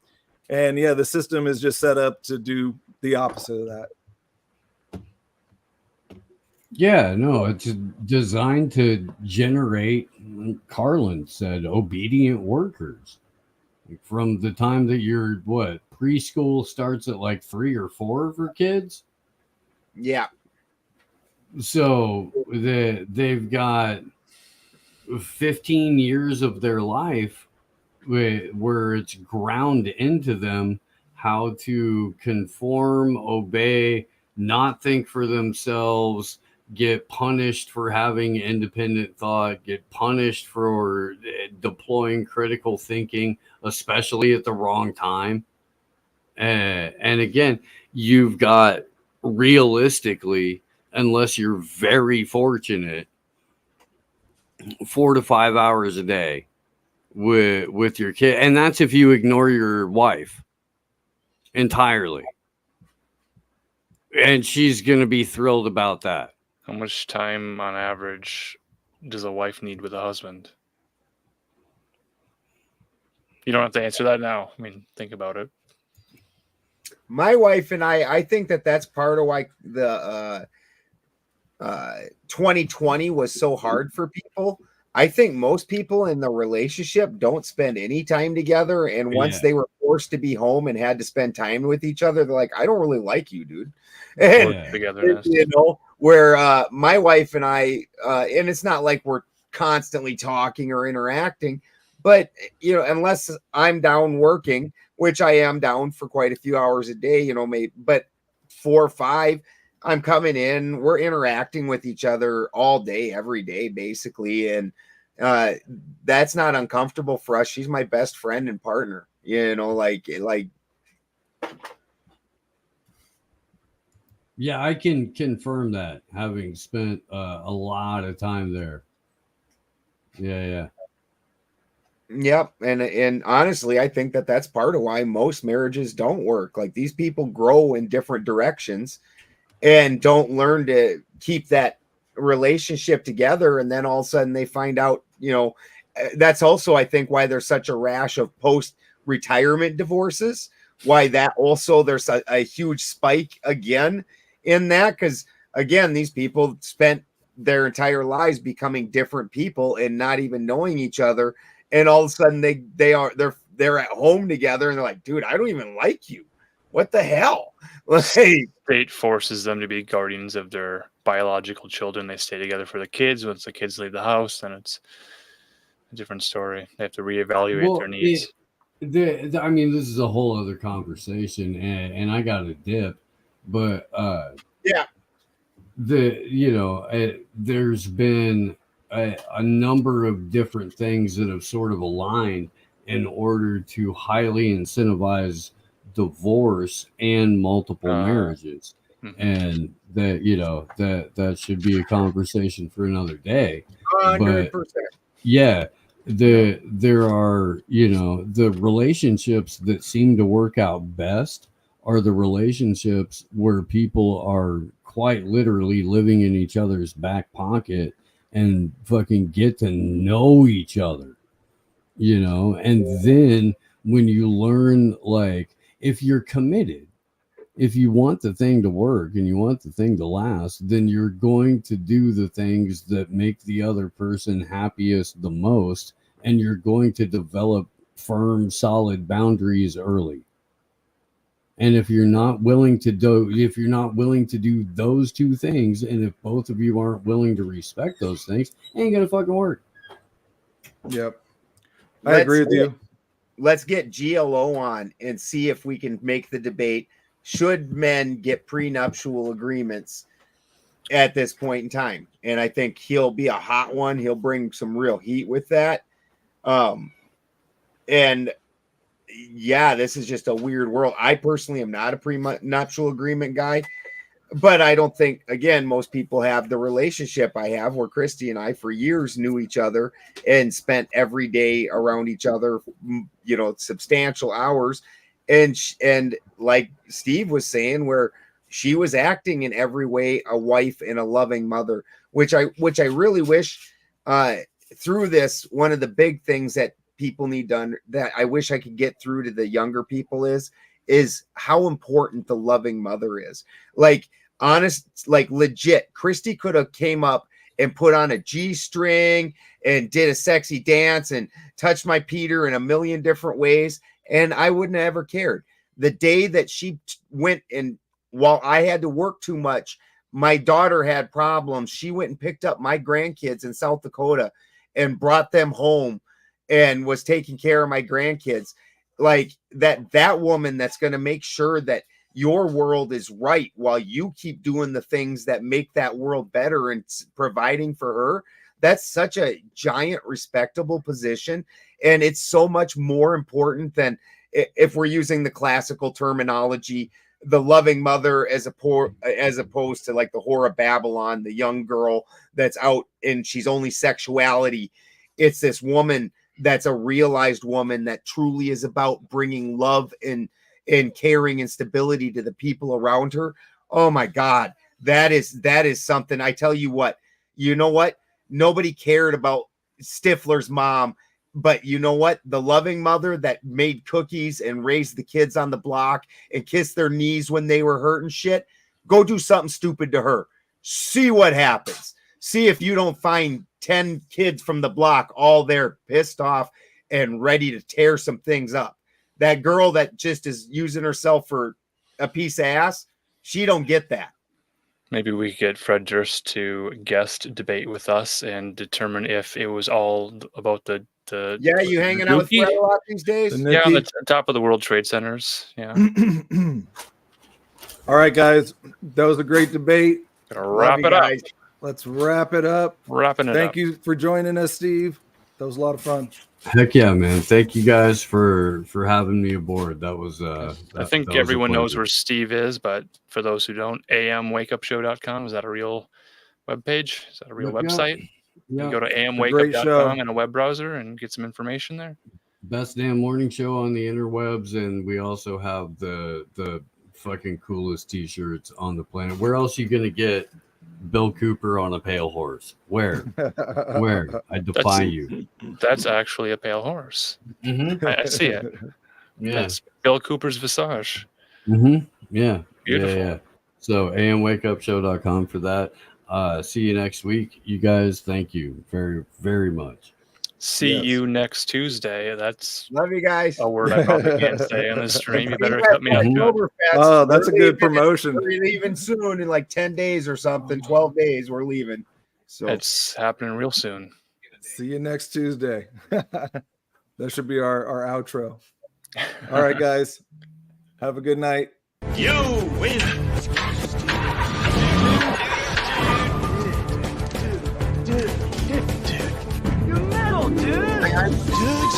Deliberating.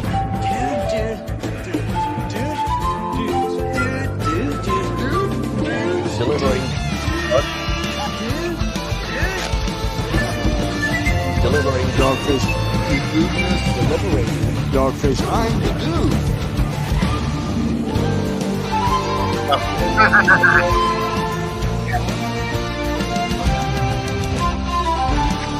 1 minute, dude. 9, 8, 7, 6, 5, 4, 3, 2, 1, fight!